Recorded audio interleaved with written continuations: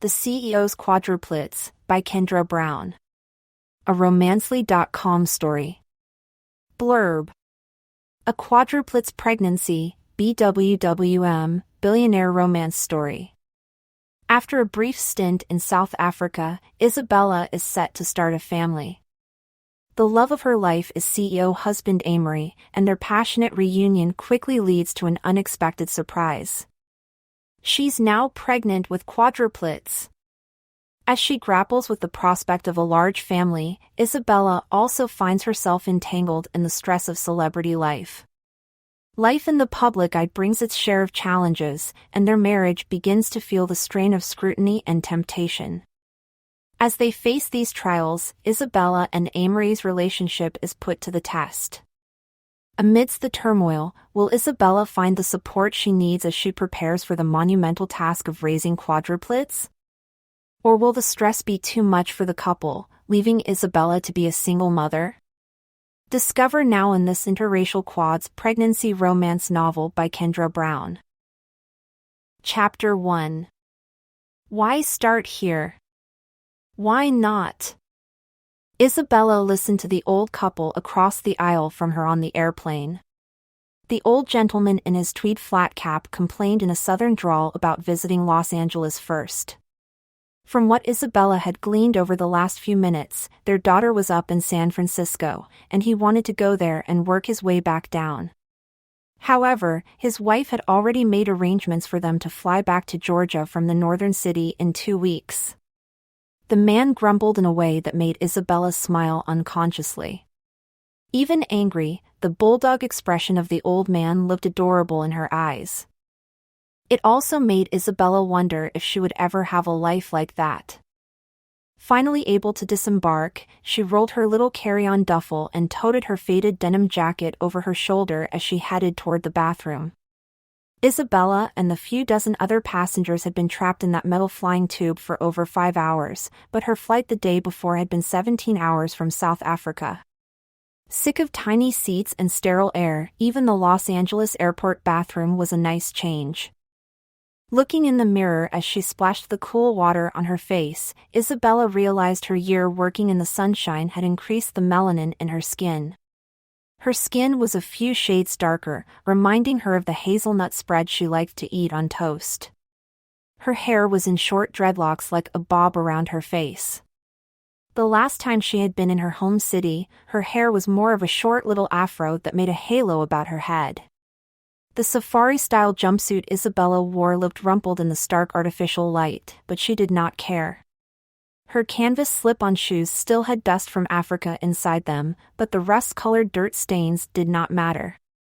She was back on the West Coast where she belonged, feeling like a new person and looking a bit different, but what mattered was still the same. Going to get her checked bag, Isabella found the bright grassy green suitcase easily in the pile of black luggage. The 49-pound bag dragged along slowly behind her as the escalator to the main area came in sight.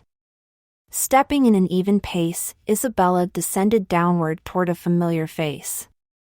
In a slim and neutral suit, the same driver she remembered smiled with her name on a piece of white paper held out in front of his chest. "Hi, Jack." Isabella waved. "Hello, Miss Bella," Jack replied with a grin. "How was your flight?" "Oh, too long for my liking." They both chuckled as he took her bags and headed toward the car. The pair chatted politely about Jack's family back in Hawaii, while Bella did her best to remember his children's names and the name of his wife's flower shop in Los Feliz.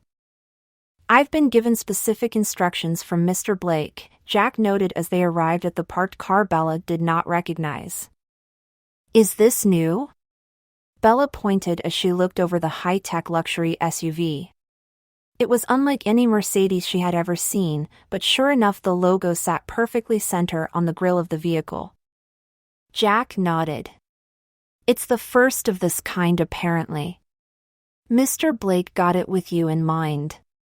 He told me it was an entirely electric car that is not on the market yet." "That's typical Mr. Blake," Isabella sighed. "Are we going to his office?" "Oh no, he has the day planned for you." Actually, if you look inside, there is something for you on the back seat. A bit confused, Isabella opened the passenger door to see a dozen fragrant and colorful lilies inside this vehicle that looked like something out of a science fiction novel. The floral scent filled the car as light poured in through the sunroof. In the cup holder, Isabella saw her favorite Vietnamese iced coffee with the fun boba bubbles and a cheese bagel from her favorite bakery in town. As she slid into the back seat and took the drink, she noticed there was a note card with Amory Blake's signature letterhead and his own messy scrawl. His secretary's penmanship was nowhere to be seen as she opened the thick crisp paper to read its contents. Whispering it aloud to herself as Jack still messed with the suitcases in the trunk, Bella read, "My darling Belladonna, happy birthday. I will see you at dinner tonight, but until then enjoy my day of gifts to you. I'm counting the minutes until I can see your radiant smile again. Love, Amory." Isabella clutched the cream-colored note and smiled to herself as Jack climbed into the driver's seat and quietly brought the car to life. "Did you see the note from your husband?" Isabella nodded. "Yes, thank you." It was strange to hear him called husband. Even though they had been married for over a year now, their time apart left Isabella feeling like this was a new relationship, and the idea of marriage was no more than an abstract thought or distant dream in her mind. She looked down at the artistic little band he bought her Florence. The trip to Italy had been her last birthday present, but when she got word of her offer to start up an AIDS care center in South Africa over the course of a year, that trip turned into an elopement. A few weeks of friendship, about 8 months of dating, and 1 year and 2 weeks of marriage totaled their whole relationship, but Isabella still felt like she was getting to know Amory.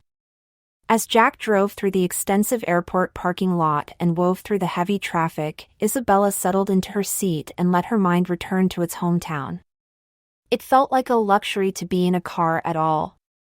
Her main mode of transportation had been train or bicycle for the last several months. She could have felt excited about a worn-out economy car, but this automobile drove like a dream. It let her settle into the back and stare out the tinted window. As they listened to the classical station, the neighborhoods and busy streets felt like an old friend. Isabella recognized where new businesses had come in, and what restaurants were still there. Her mind wandered aimlessly like a child as she nearly forgot her destination was a surprise. When they arrived, Isabella recognized the place to be a spa she always talked about going to, but never did. Taking the last sip of her coffee, she slipped out of the car and pulled out some aviators from her purse to block the sun now high in the sky. Jack rolled down his window, smiling. "I'm going to deliver the flowers to your home with your luggage. There's someone inside who will tell you your plans for the day, but I will be back to get you around 3. Is there anything you might need until then?" Isabella could not think of anything except the little beagle mix who she found one day while volunteering at the local shelter. A big ladies' man, the 4-year-old dog had earned his name Romeo. Amory had been making sure her puppy Prince stayed comfortable when she was away, and the idea of seeing the fluff ball again was exciting. "Just give my puppy a hug, will you? And tell him I love him?" "Of course. He is a cute dog," Jack offered with a smile. "Call me if you need anything." "Thanks, Jack." Giving her a nod, Jack rolled up the window and pulled back out into the fray of traffic. Stepping inside, the spa had been designed to look like an escape to Thailand. The aromatics and greenery in the lobby alone helped transport Isabella back around the world, but this adventure came without jet lag. Only one person sat in the lobby on a long light wicker couch with colorful pillows to lean against. Her face masked by a fashion magazine from the coffee table did not stop Isabella from knowing exactly who it was. "Of all the spas in all the world, you just had to be sitting in mine." Lowering the publication, her best friend Lizzie Harris beamed back her. Lizzie was her old roommate and sorority sister from college. Both women were in the same pledge class for Alpha Kappa Alpha, and neither could have been successful without the other. "You're so tall and thin. You're all limbs," Isabella exclaimed. "Better to hug you with, Ladybug," Lizzie called back as she stood to hug Isabella. "Happy birthday, Bella. I missed you so freaking much." "I missed you too, Liz. How's life?" "Busy. I delivered triplets yesterday afternoon. My biggest number to date. I was so glad I already took today off. I have earned this spa day, and so have you. How was Africa? How many lives did you save?" "I don't know if I necessarily saved any lives, but I did educate more young women about safe sex. I got families the medicines they needed. It was all a day in the life of pediatrics." "Oh my God, you're a superhero." Bella rolled her eyes in jest, saying, "You bring life into the world. I just make sure it doesn't get too sick." A young woman in white stepped out, distracting them both from their conversation. "Miss Blake and Miss Harris, your massage room is ready. I and our other massage expert Kim will be relaxing your muscles before giving your body a rejuvenation via a holistic body wrap and facials followed by manicures and pedicures. Are you both ready?" "I sure am," Lizzie told the staff member with a light-hearted tone. They followed her down a hall that had water running down a pane of glass. It looked as if they were walking through a waterfall with little green plant life growing up through polished stones on the floor. The whole space was transcendent, and it continued on into the massage room where the other young woman was lighting aromatic candles that gave off the soft scent of vanilla and lavender. "Welcome," she said softly. "I'll each give you a moment to get settled. We should be back in 5 minutes." When the massage finally came, Isabella realized how tense her body had become over the last several months. Sleeping on a cot most nights to help with late shifts, her muscles had become accustomed to soreness and stiffness. The plane rides and economy hotel from her Atlanta layover had not provided much support either. Amory had offered to arrange a private flight, but instead she asked him to just give the difference to their philanthropies instead of blowing in on her. In her mind, it seemed unethical to spend her days toiling in rural northern areas of South Africa ensuring there was proper medical for low-income families, but then having a car pick up her up and drive her back to her luxurious apartment furnished by her husband's wealth. The plane ride had felt no different, so she said no and slummed at business class on the same plane as everyone else. After all that, however, she felt like an old man being brought back from the grave by the fountain of youth. Rejuvenated by the ambience alone, the time lying on the massage table was just as refreshing as a good night's sleep. Then, things began to get interesting. Following the staff to a new room, both Lizzie and Isabella were cocooned into long draping seaweed leaves brushed with essential oils and other fine exfoliants for their skin. The women quickly swaddled them up in the plant life and put on the finishing touches for their faces before stepping out to let them dry in peace. Seaweed wrapped around her body and little patches cooling the skin around her eyes, Isabella felt a bit vulnerable. She felt the same way when she closed her eyes in the shower. Someone could easily kill her in this moment, but Elizabeth sighed softly and got Bella out of her head. Sitting in the quiet room alone together with their skin wrapped up, Isabella felt antsy to hear something other than piano and whale sounds. Thankfully, Lizzie broke the silence. "Are you nervous about seeing Amory?"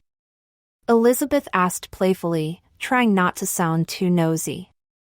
Bella did not care about the prying, and replied easily, "I don't think so. It's been a year. We saw each other at Christmas in London with my family. Where you had a terrible cold." Isabella shrugged a little under the confines of the algae. "We video chatted every week, and we emailed almost every day. There were care packages and lovely letters. But we don't live in Victorian England. Sex is something people have regularly." "I think they were being intimate then too, Liz. How else did people have so many children?" Lizzie laughed. "I know. I'm just asking if you've got any nerves after all this time apart.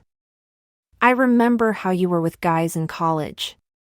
Well, that's a decade ago. But you're still my Bella, Lizzie said, and Isabella knew it was true. She had been more timid in her younger years. Her traditional family and sheltered lifestyle had made everything seem like culture shock, but that made it all the more appealing. Isabella liked the feeling of new. It was just like when she went hiking the week before on the cliffs in Cape Town with some of her cousins she met for the first time. She stood at the precipice of the tall sloping landscape and fought the intrusive urge to fall forward. Staring out at the setting sun, Isabella had felt like she could jump into the horizon. She felt small and massive all at once. It was the feeling of her youth, and it was the sense of wonder she sought to capture every day of her life. I'm not anxious or anything, but I kind of want to just get to tonight, Bella said with a small wicked smile playing at the corners of her mouth. Between you and me, I could toss the rest of my birthday aside. My family in South Africa threw me a party, and now I've seen you, so really now I want to just see him. Lizzie chuckled. I bet you would. I haven't gone more than a week without Derek since we got engaged. How long have you been engaged now? 2 years, Lizzie groaned. His freaking family keeps getting in the way of us setting a date. I love them, but when I think about it I seriously consider eloping like you did, Bells. It was not an elopement really. Moving away from the fresh images of coastal cliffs, Isabella drifted back to the day now in her mind. The night before they laid in bed holding hands under the covers and let the warm breeze billow the sheer curtains of their suite. She remembered how the wine made her tongue loose, and she admitted she was tired of dating. Isabella wanted to be loved with no more nonsense. It was a game for the young, and her heart wanted a home and someone to belong to entirely. Amory vowed to give her then before the sun set on the next day. In the morning, he made some phone calls over a light breakfast. A car took her to a boutique where she found a long white lace dress and a golden ring. She went to a luxurious salon to get her hair and makeup done. She had tea in a parlor 100 years old before a classic little sports car came for her. Driving just out of the city to a private house, Amory stood with a justice of the peace, a wedding photographer, and a friend who worked in the city as a witness. Over the course of one day, he used his connections to get together all the essentials and waive the grace period for obtaining a marriage license. Isabella never questioned it. Holding a bouquet of wildflowers, she vowed to be his as the sun began to set over the horizon. Amory kept his word. Snapping back to the conversation, Isabella realized her best friend had been rambling the entire time she was daydreaming about her little wedding. Quintessential Lizzie, she had navigated the conversation to sex yet again. There was no sense of shame or decorum in Lizzie's mind regarding sex. She talked about it so much for work that she was numb to blushes and stranger shock. So, are you going to head to his downtown? I mean, if he's been faithful this long, I think he deserves it. He does not like that actually, Bella admitted. But I just haven't seen him in so long, there's just this anticipation that I didn't realize I had. I get it. It's like when I knew I was going to have sex after freshman formal. It ruined the whole night for me. Weren't you drunk? Lizzie shrugged. Besides that. Isabella sighed. I guess I know we're technically married, but being apart for so long makes feel like this is the actual start of everything. Those first 6 months were like a long romantic montage. All the flowers and notes, nice dinners and weekends away. I don't know if I ever got to know him. I just knew he loved me. Isn't that enough? That's more than most people can say.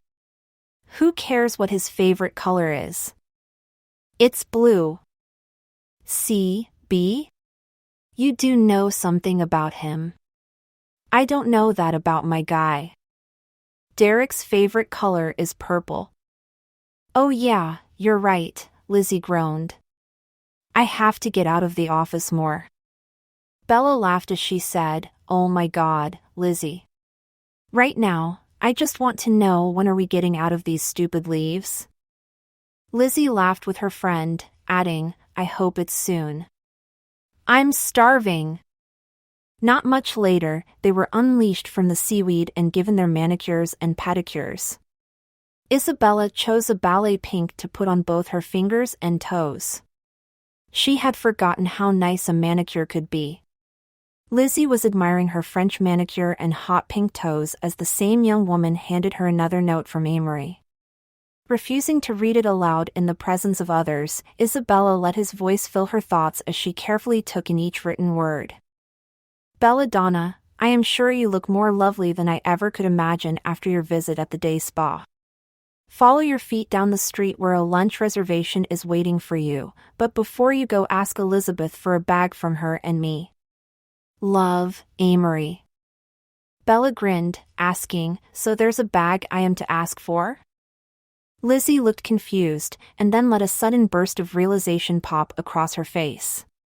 Pulling a colorfully striped bag from the coat closet behind the reception desk, Isabella was pointed to a bathroom. Stepping in, she placed the bag on the bathroom counter as she pulled out its contents. Inside, Isabella found a light denim shirt dress that was delicately soft to the touch and some clean ankle boots that would let her new manicure show through the peep toe. Lizzie even had gold tassel earrings that reminded Isabella of some Havana vacation.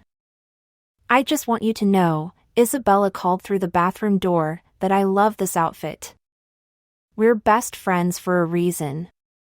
Lizzie replied back through the door. Stepping out into the sun, they headed to a bistro a few storefronts down. Strolling down the street, the traffic seemed almost quiet for Los Angeles, but Isabella realized everyone was tucked away in glossy buildings soaring into the haze. Her husband was one of those skyscraper dwellers. For now. Sitting out on an umbrella patio, the world glowed a lemon yellow under the shrouding fabric, and the trellises with climbing vines made Isabella forget that she was sitting in the middle of a bustling downtown. The friends sipped mimosas and ate massive paninis with deliciously melted cheeses brimming out the sides. Isabella could have sworn the caramelized onions and bacon tasted better than anything she had ever eaten before. The food at the clinic had been various forms of cardboard, and now her senses were being resurrected as she got a little day drunk. From there they went shopping at a new boutique in Beverly Hills.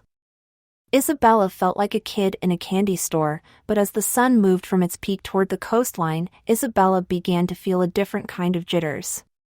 She could only equate it to what brides felt on their wedding day. Bella had not felt this emotion on her own big day, but she felt it now. The wedding and the happily ever after back then had only really been a fun dream. Now, Isabella knew that this was the real beginning. Chapter 2. One car came for Isabella and one came for Lizzie. Isabella hoped Amory would be inside, but instead she found her last note of the day. You'll find me at the place where we began. I had the same booth reserved, and will be waiting impatiently to see you again, Isabella. All my love, your husband. Isabella smiled, glad she had changed into the silk floral wrap dress as Lizzie suggested. They both knew wherever Isabella was going that it was going to be nice. She bought new red high heels to match the printed blossoms on her outfit and cherry red lipstick to give her smile a little something extra. For some reason, her confidence was waning, but doubt had a funny way of creeping in when she was tired. Isabella had only slept for a few hours the night before, so she did not give much thought to her worries. She just needed to see him, and before she saw him with her own eyes, Isabella knew just how he would look. At a restaurant on Sunset Boulevard, Amory Blake would be sitting in a pristine designer suit with a cheerful custom lining. Typically, it would be something paisley or floral, and the restaurant itself matched his fashion sense with its cheerful green wallpaper. Fingers nervously running through his dark wavy hair, his dark eyes would be set on the menu, but Amory would not be able to read a single word. Instead, he would tap his foot with the table of the circular corner booth, covering his nervous tic. When he would finally look up, his eyes would brighten before he actually smiled. His grin would be eternally youthful, lopsided, and if it was big enough you could see the dimples in his cheeks. Traffic held her up, but everyone in Los Angeles already was accustomed to this. Amory would be no different. When Isabella finally arrived at the quirky Italian restaurant, she found everything she had imagined on the ride over to be correct. There he sat, one part Italian and all parts debonair, and almost didn't notice her. He was staring down at the menu with too much intent to make his facade look real. "May I join you, stranger?" Isabella asked as she drew closer. "Bella!" Amory looked up just as she knew he would. It was a face that could melt the most frozen heart. He stood to kiss her softly and embrace her as he continued in his flattery. If this had not been such a public place, Isabella knew he would not have let her go to finally sit with him in the round booth. "You look like a new person. I almost can't believe you look more stunning than you left." "Well, the spa day did help." Bella blushed. "Still, I feel like a new person." "South Africa. I think it changed me a bit. I don't think I will ever forget this past year. Even if become senile one day." "Good.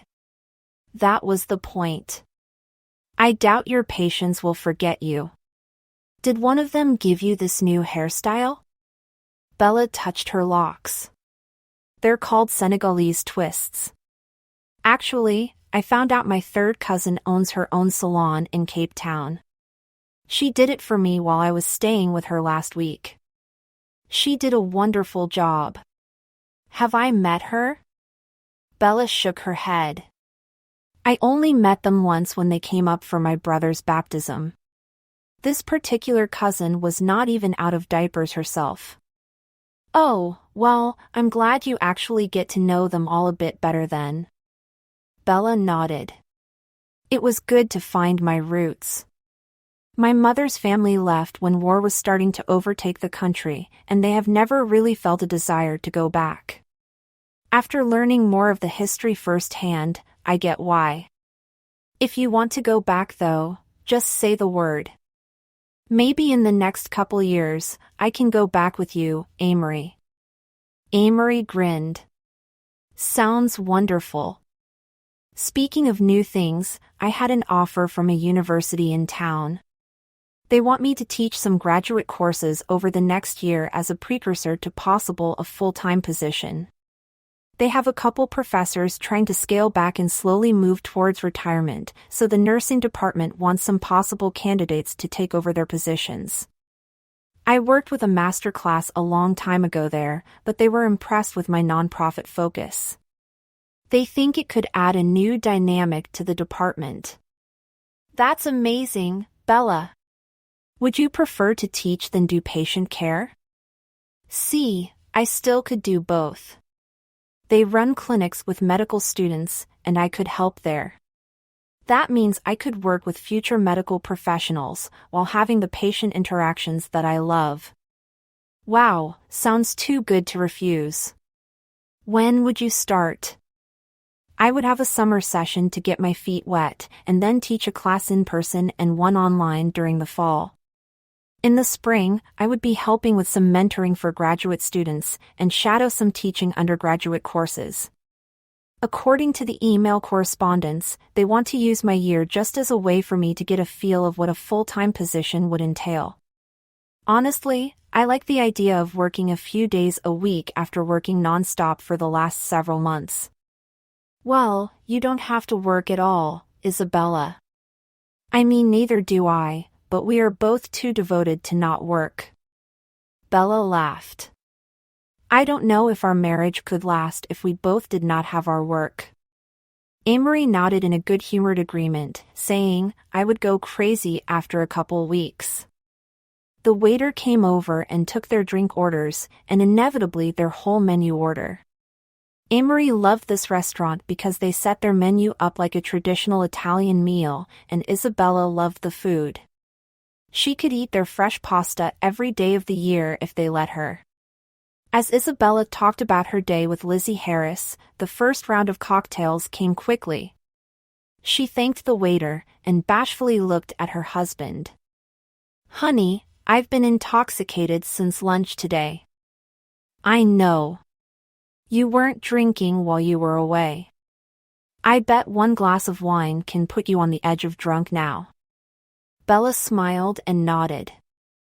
"I'm like a teenager with wine coolers." Amory laughed and kissed her cheek. "I would have loved to see you like that." "You can get the gist of it tonight," Bella joked before finally turning the focus of the conversation towards Amory as their first of 5 courses came. "What about you, babe?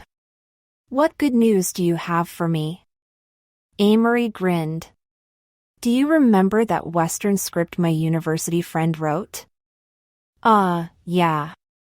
I think so. It's the reboot, right? It's a sort of sequel to our first big movie at the studio.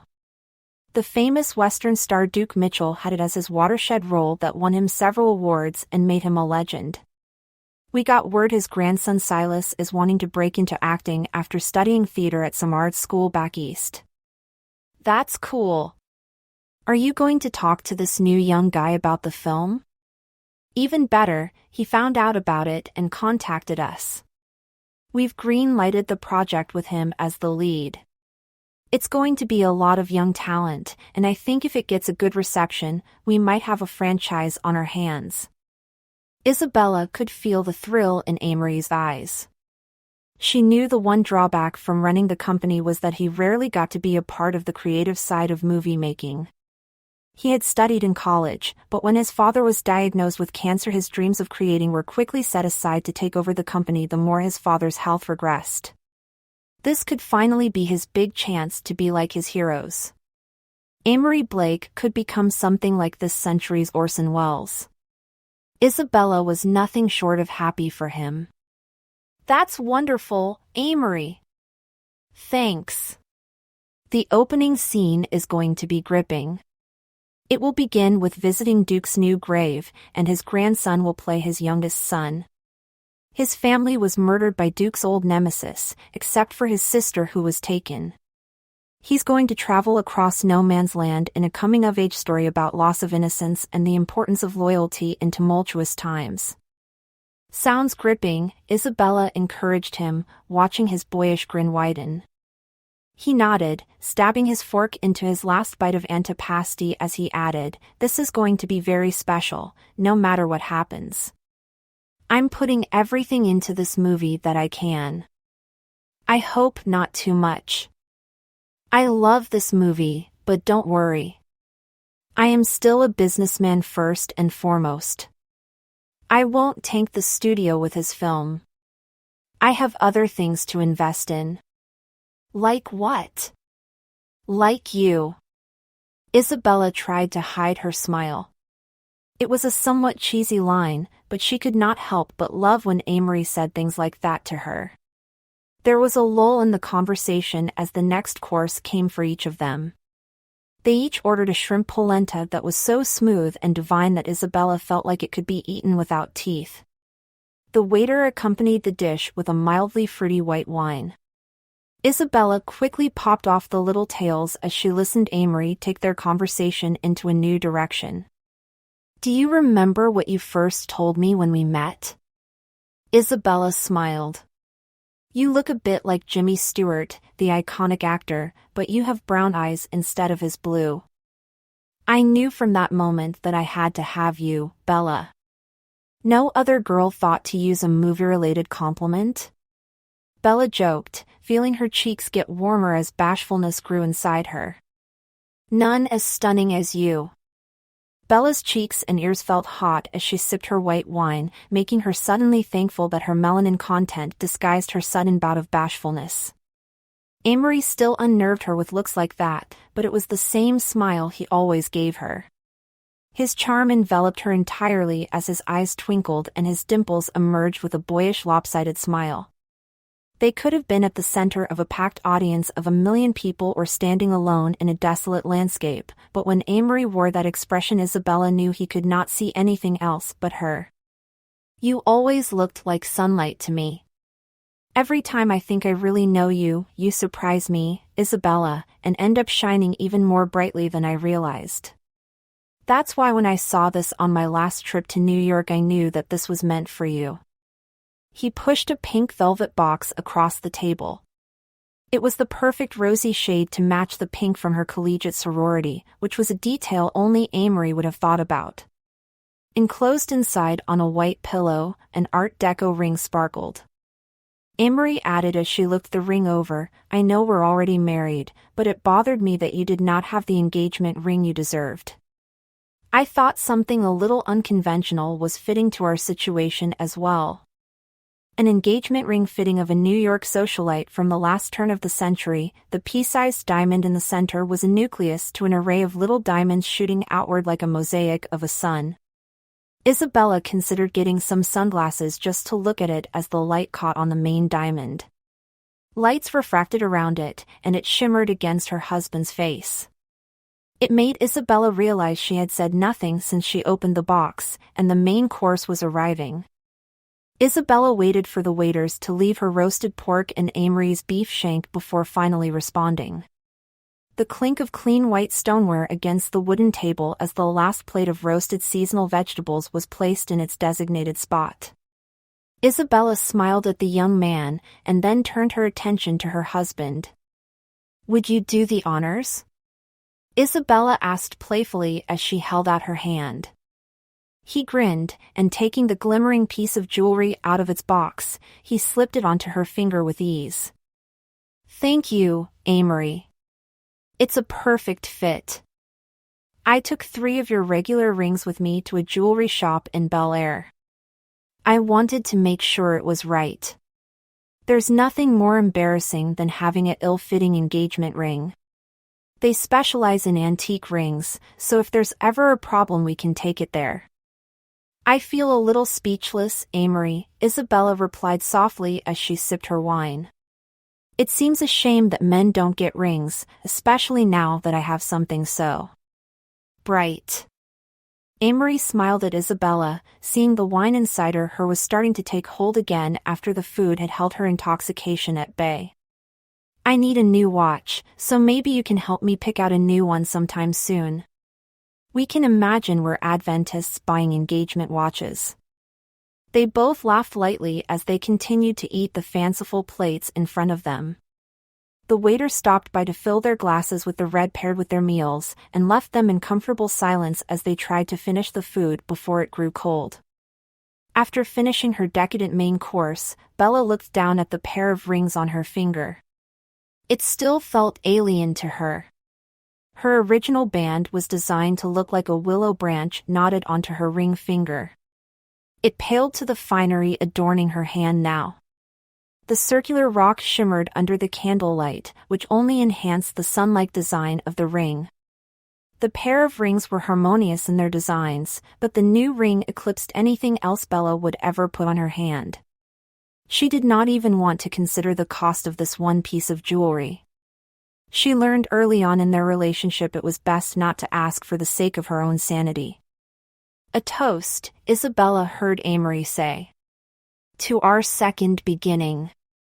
May it be better than the first," Bella half-teased. "How can we make it unforgettable?" Amory mused as he sipped his drink. Bella knew in the back of her mind, but she hesitated to ask. "Well, we're both in our 30s. You said yourself we're a bit unconventional, but maybe our new adventure can be actually conventional. Most people would be thinking about their future with other people. Little people that they made." "You mean children?" Amory laughed as he asked the clarifying question. Bella nodded. "Working with kids for the last year made me really want to have some of my own.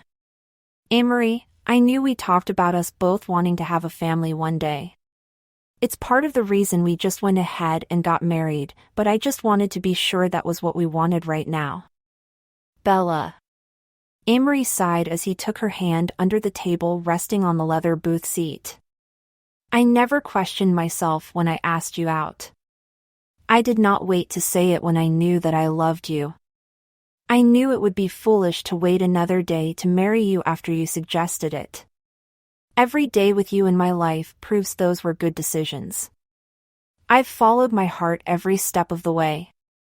We have the means. We have the time. We still have a bit of our youth left. Bella laughed. Just a bit. Let's strike while the iron is hot. I would have more than one child if time permitted. Well, twins do run in my family. Good. Let's hope for 2. I can pay for 2 of everything anyway, no question. I would rather waste my money on my children than businesses or stocks or art that I do not even really like all that much. That won't bring me happiness at the end of the day. You will, and maybe soon our kids will too. So if I call up Elizabeth's office in the morning to start making plans, you'll be okay with it? Amory grinned. I would call right now if they were open. Bella felt light, and without any worry of onlookers she kissed her wonderfully perfect husband. When she finally pulled away, almost sad to let it end, Isabella finally asked, "Why don't we get a coffee and something sweet now?"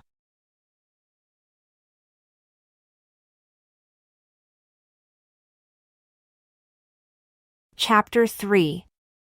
Isabella could still taste the chocolate mousse and coffee on her lips as they drove through the city and up into the hills toward their home. She kind of wanted the chocolate cake, but Amory promised he had a cake waiting at home for them to share. Glossy buildings gave way to bungalows tucked away by trees. Each little house had its own oasis, and the houses grew as the car climbed upward. Their house was not the biggest, but its position at the peak of the landscape always took Isabella's breath away. Built in the 1950s, the classic post and beam home had been technically bought by Amory before they ever met, but when it came time to design the hollow shell Amory had found for a dime and a song he asked Isabella to help. It was how they grew so close. Shopping for countertops and buying furniture together had a serious effect on the intensity of Isabella's feelings.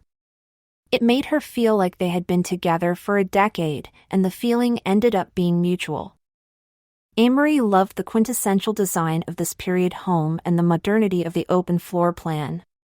Isabella loved the natural light that flooded the main level and let her beloved yard feel fully integrated into the interior of the home. The white walls of the house let it bounce around the rooms and make the house a paradise for them both. The deep warm wood floors seemingly extended into the soft green grass and natural stone pool patio, so Isabella felt like she was outside even if she was sitting on the grand sofa in the main room. They pulled into the hidden carport upon arrival. The electric vehicle Jack had picked her up and throughout the day was to her left charging, and to the left of Amory's little classic Italian convertible they were driving now was Isabella's massive sky blue wagon. The car she practically lived in during medical school, she bought it off an elderly couple for just under 10 grand. The pristine leather seats and glossy finish had been meticulously maintained by the original owners. It was classic and open just like the home up the brick-lined path, and she refused to drive anything else. It made her heart happy that Amory had taken care of her beloved classic car. Hearing her heels click on the bricks, Isabella felt the house was oddly quiet. Even on the more quiet nights, the house would glow, but it sat there darkened. The dark wood frame blended in with light, and the windows reflected back the external lights from the yard. Isabella pressed in their key code with familiar ease, which gave her a bit of pleasure to know that she had not forgotten the number after all that time. Opening the door, Isabella saw her little Romeo sitting in the foyer. He spun in circles with excitement to see her, and with a squeal she grabbed up her puppy dog. Holding him in her arms, she finally noticed that he was wearing a funny little red plastic cowboy hat like a children's party. Confused, Isabella noticed that the main floor of the house dimly lit by candles was suddenly coming to life as Amory drew the lights up behind her. All her favorite people were standing there. "Happy birthday," they all shouted, but not exactly in unison. Isabella spun around to see Amory laughing at her expression and asking her, "Are you surprised?" "Yes," she exclaimed, giving her dog a little kiss on the head as she set him down. Her friends from the nonprofit were there. Amory's small family smiled back at her. Even her own family had driven in for the night. Isabella wanted to cry, but knew Romeo would bark at her if she did. Her mother scurried over to be the first to hug her as music began to play. Pitchers of boozy punches were lined up at the bar. Party store decorations were hung about the room, and colorful taper candles provided a soft glow to the party's ambience. Isabella was able to get a closer look at the details of the party as she hugged and thanked everyone for coming. It was around the same time as her last hugs of some friends from medical school that the best of any party finally arrived. Covered in sprinkles and cream cheese frosting, Isabella wanted to take a fork to the two-tiered confection all by herself. As her brothers pushed her favorite bar cart toting the large colorful cake, she noticed they each were wearing a silly hat like Romeo's. Isabella felt silly for not realizing it was their doing. "Happy birthday, Belle," the twins said in unison. Both serious law students, Isabella never knew how they fit into a legal office or courtroom. Sebastian and Kai Torres were both complete clowns, but their charm made them successful legal aides as they worked to open their own firm. Their disarming grins that melted clients' hearts were worn on their faces now as they lit the sparkling candles on her cake and began the usual raucous birthday chorus. Everyone cheered as the ditty was sung, and Isabella quickly learned as her little brothers laughed that the candles were also trick candles. It took her an embarrassing amount of time to blow them out, and Sebastian and Kai chuckled the whole duration of her escapade. To diffuse the awkward pause, Isabella made a melodramatic expression of tiredness as she joked, "Well, that was my workout for the week." The party laughed along with the joke, and continued to drink all the booze supplied. Each giving Isabella a kiss on the cheek like they did since infancy, Sebastian and Kai enwrapped her attention as Romeo came to Kai to be picked up. "My triplet," Kai said as he grabbed up the dog. Sebastian took his sister by the arm as he explained, "Amory let us do the decorating and party planning. We invited everyone you hate, including our parents. We got a red velvet cake from that bakery you never want to go to, and there may or may not be an ice cream bar in the kitchen." "Thanks, guys. It was Amory's idea to surprise you," Kai admitted. "You married a cool dude, Isabella." "What high praise," Amory said happily. "I'm going to go see about this ice cream bar, and make sure we have plenty of whipped cream." "He may eat all the whipped cream if you aren't careful," and Blake said as she walked up. Much younger than her older brother, and Blake was fresh out of her business degree, and still able to spearhead the Blake Philanthropic Foundation. When you met her it was clear why. The fiery redhead had this eager magnetism that made you just want to engage and connect. She could convince old men to fork over millions to the arts. She could convince her Olympic swimmer husband Evan Owens to go on to win another silver medal after saying he was going to retire. She got her toddler son Leo to somehow never throw a tantrum. Isabella adored her. "I am so glad you came," Isabella told her sister-in-law as she embraced her. "Me too. Evan is home with Leo, so while they're having boys' night I get to be an adult." Isabella laughed. "I want to see them though. I love that little munchkin of yours." "Well," and smiled as she leaned in. "Maybe you should think about getting your own? I would make a very cool aunt." Isabella whispered in response, "Let's just say, it's in the works. I'll be keeping you posted." And raised her eyebrows in surprise and delight. "Really? Should I clear the house?" Isabella hit her playfully on the arm. "Oh my God, no. My parents are here. If it means grandkids, I don't think Bahati would really mind."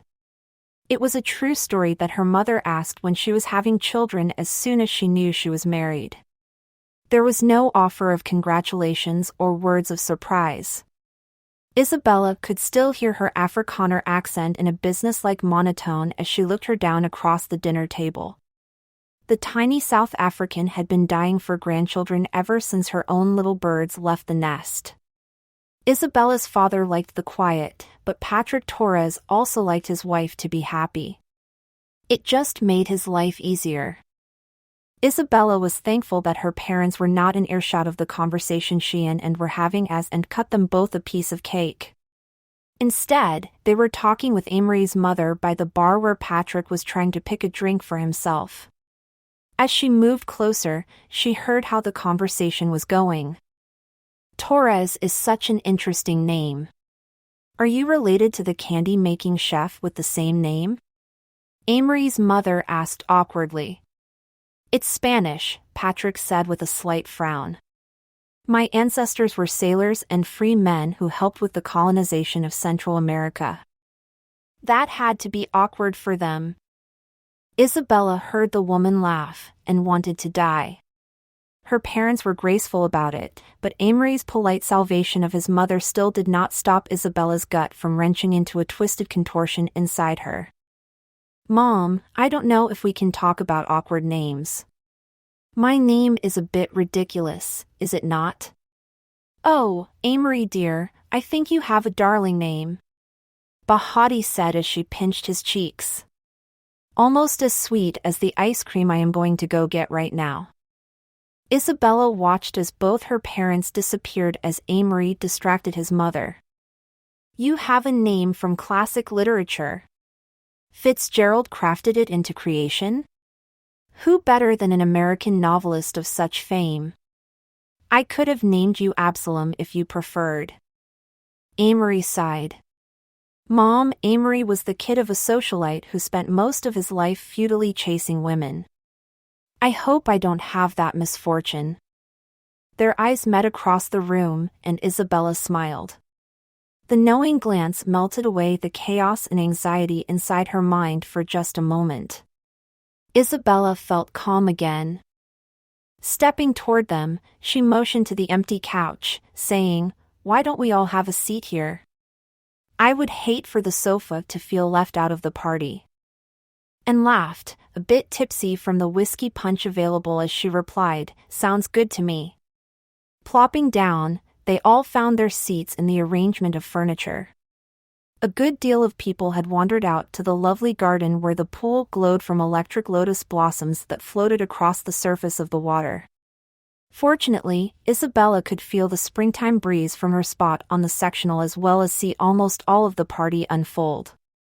She could see all the way into the kitchen where a few people chatted around bowls of ice cream as they poured rum over their frozen dessert. Unfortunately, Amory's mother began to speak again as they all slowly settled in. Amory's mother, Valentina Blake, was a severe woman who liked to pretend trips abroad were not for plastic surgery. Her hair extensions curled and swept down over her shoulder. Her designer suit, however, was perfectly tailored to her body, showing off the figure she paid for through trainers and spas. Every time Isabella saw her mother-in-law, she wondered how much money she had most recently spent on whatever minor change on her person, and it was more or less than the wine she had in her hand. Even now, the woman swirled a deep red wine in the stemless glass as she wore the same satisfied expression that Valentina always did. What was she so dissatisfied with? Her daughter-in-law or her Botox? I just had this wonderful new vampire facial done. It's where they drew my own blood and injected all kinds of good things and plasma right back into my face. After a day, I looked so many years younger. Valentina prattled on. Don't I look so much younger, Anne? And rolled her eyes, and she was obviously bored of the dramatics occurring next to her on the sofa as she blankly replied, Yes, you look not a day above the trendiest age. What is that to mean, Annie? Valentina was verging on hysterics as her voice rose through the phrase. Anne shrugged. What age would you be if you did not know how old you were? I would be 90. Bahati joked as she came from the kitchen with a bowl of ice cream in her hands. My knees have been giving me such a time in the garden recently, and they make me feel nearly a century old. Well, you look not a day older than the day we met, Isabella's father called as she came with their drinks. Both sitting in the vintage love seat across from the sofa together, Isabella's mother gave him a kiss on the cheek for the compliment. Where did you two meet, if you don't mind me asking? Amory offered, happily steering away from his mother who now sipped her wine in discontent. Bahati grinned, eager to tell her story as she began. We met at Catholic wedding, but not in the service. We both were young, and it was his cousin getting married. I knew the bride from summer camp of all places, and I was a bridesmaid. Now, Patrick was standing outside the reception where his date was making a scene. She was fussing about taking him to such a dull event, and hopped into a cab without even a goodbye. So, I took my champagne out to him and asked if he needed a replacement date. And what did you say, dear? I don't know anyone will believe such a stunning woman is my date. Bahati smiled, taking his hand. I was hooked. And I already knew he was Catholic too, so it was no problem.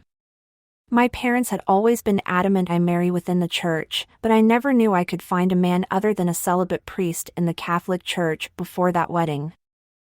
I took her out for breakfast that very next morning at the hotel restaurant where everyone was staying, and the rest is history. Isabella smiled, always happy to hear the small and sweet beginning of her family. It was one of her favorite tales to hear. It made her mother smile and her father's eyes sparkle.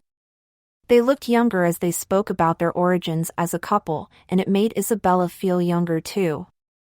Before princesses or dragons, she had that one romance to cling on to with all her might, and when she lost her innocence she never thought the day would come where she would have her own meet-cute. Her brother Kai sighed heavily, shoving more red velvet cake into his mouth.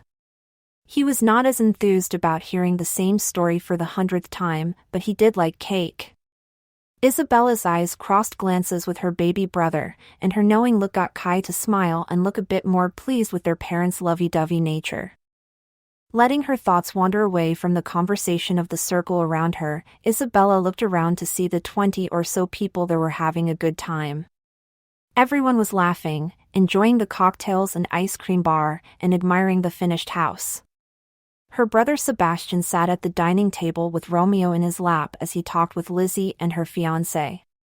Old friends mingled with new ones.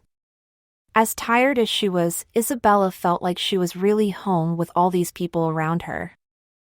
Everyone comfortably mingled into the night while music played. Somehow, Amory had arranged a fireworks show to conclude the party, and the explosive lights over the hills were dazzling to behold. Shapes of rings, hearts, and crackling showers lit up the night. All a little bit wild and a little bit dangerous, pyrotechnics were something Isabella always loved to see dance across a night sky, and this birthday was no exception. Everyone oohed and awed each time another shot went up. Isabella liked to think the traffic on Sunset Boulevard had stopped just to admire the spectacle.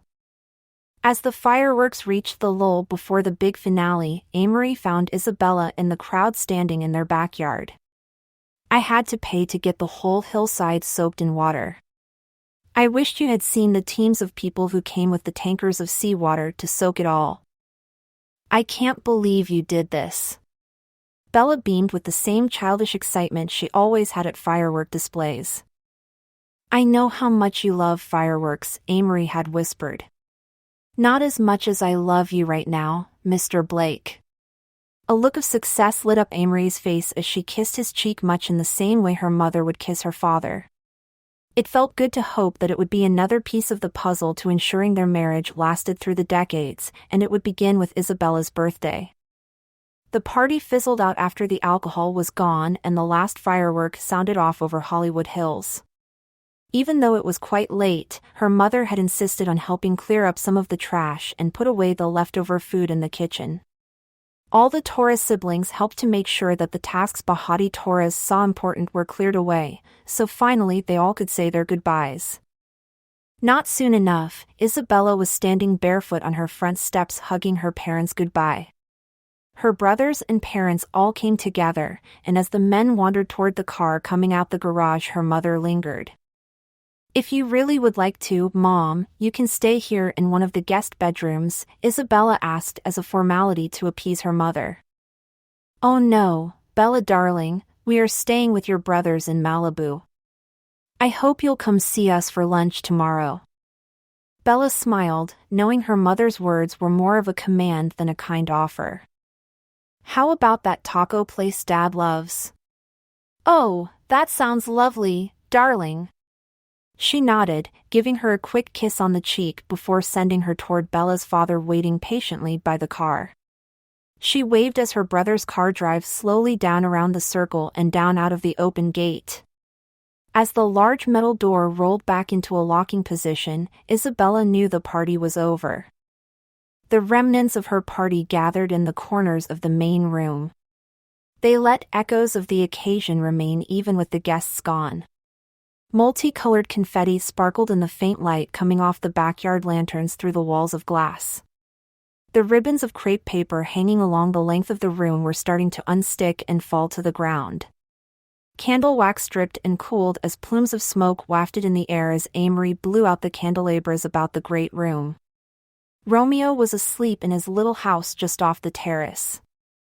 However, Isabella was focused on the lights out in the distance.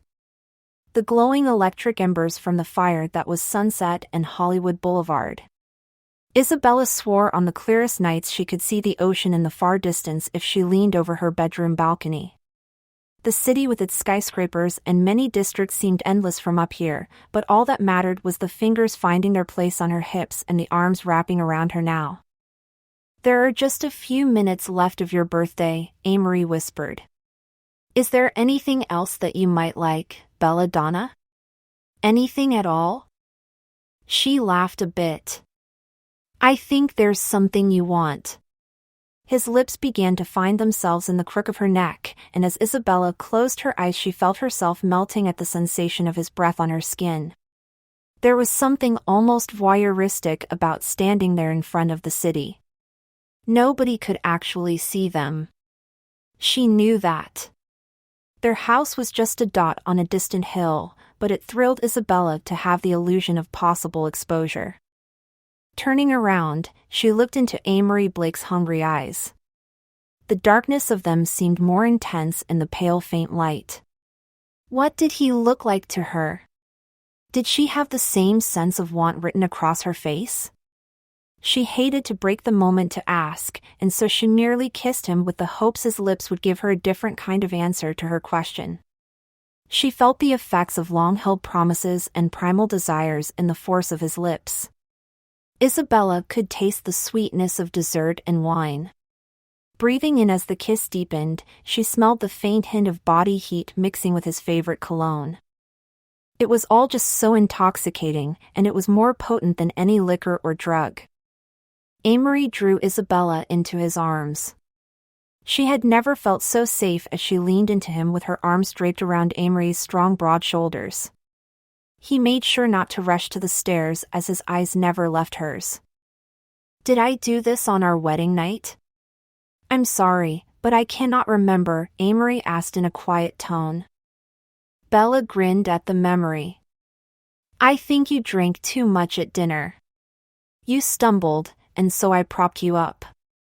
Amory smiled softly saying, "What an egregious error. I hope I correct such a foolish mistake.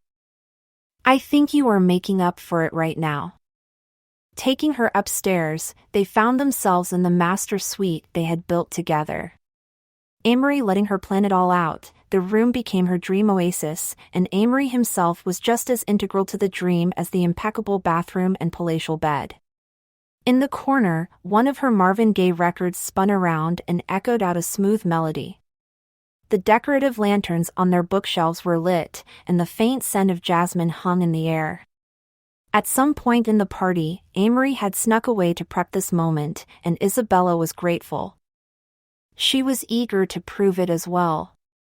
Entering the room, he placed her on the California king bed like she was a holy and fragile thing meant to be worshipped. He stepped back for a moment, pulling off his tie and letting it drop to the floor as he took her in. Isabella was still fully clothed, but she felt naked as his eyes looked her over and delighted in her. Looking at her, he asked, "Do you know lovely you are, belladonna?" In her boldest move, Isabella replied, "Show me." "I know what you mean. Can you promise me you won't leave for a year like that again?" "I'll do my best," Isabella said with a soft laugh. "Good." Isabella looked up at him with a tired body, but her heart full. His eyes were bright and alive in the darkness. The hunger had been satiated, so now only joy remained in the windows of his soul. "I love you, Amory," she whispered. Without hesitation, he replied, "I love you too." Suddenly, her mind began to quiet as the comfort of the bed enveloped Isabella's body. Her lids grew heavy, and she was out of time. There was no stopping Isabella from falling asleep. Amory whispered to her one last time before all consciousness slipped away. "Happy birthday, Isabella." Chapter 4. Isabella paused to pop a quick pill in her mouth as an alarm went off on her phone. It had been a couple months that Isabella had been taking the hormonal pills. She had consulted with Lizzie the week after her birthday, assessing that her body would need a bit of encouragement. It did not actually surprise her when she got the news. In the world of motherhood and pregnancy, she was what had been rudely labeled once upon a time as geriatric. Even with more women pushing back the start of date of having a family, it did not mean that have a child in one's 30s for the first time was any easier. Isabella knew her body was in its prime when she was passed out over medical textbooks. It was too late to change that, but modern medicine was there to help Bella out. Every afternoon since the consultation, she had taken a hormonal pill to encourage her ovulation. At the same time, Isabella had stopped using her contraception patches, meaning all her sexual encounters were unprotected. The idea both thrilled and terrified her at first after being so careful for so long, but now sex had a true biological purpose.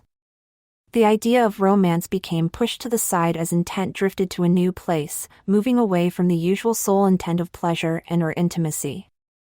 The driving force of having children made each night with Amory have a different kind of expectation, and it had become a trick to make the sex to remain sexy.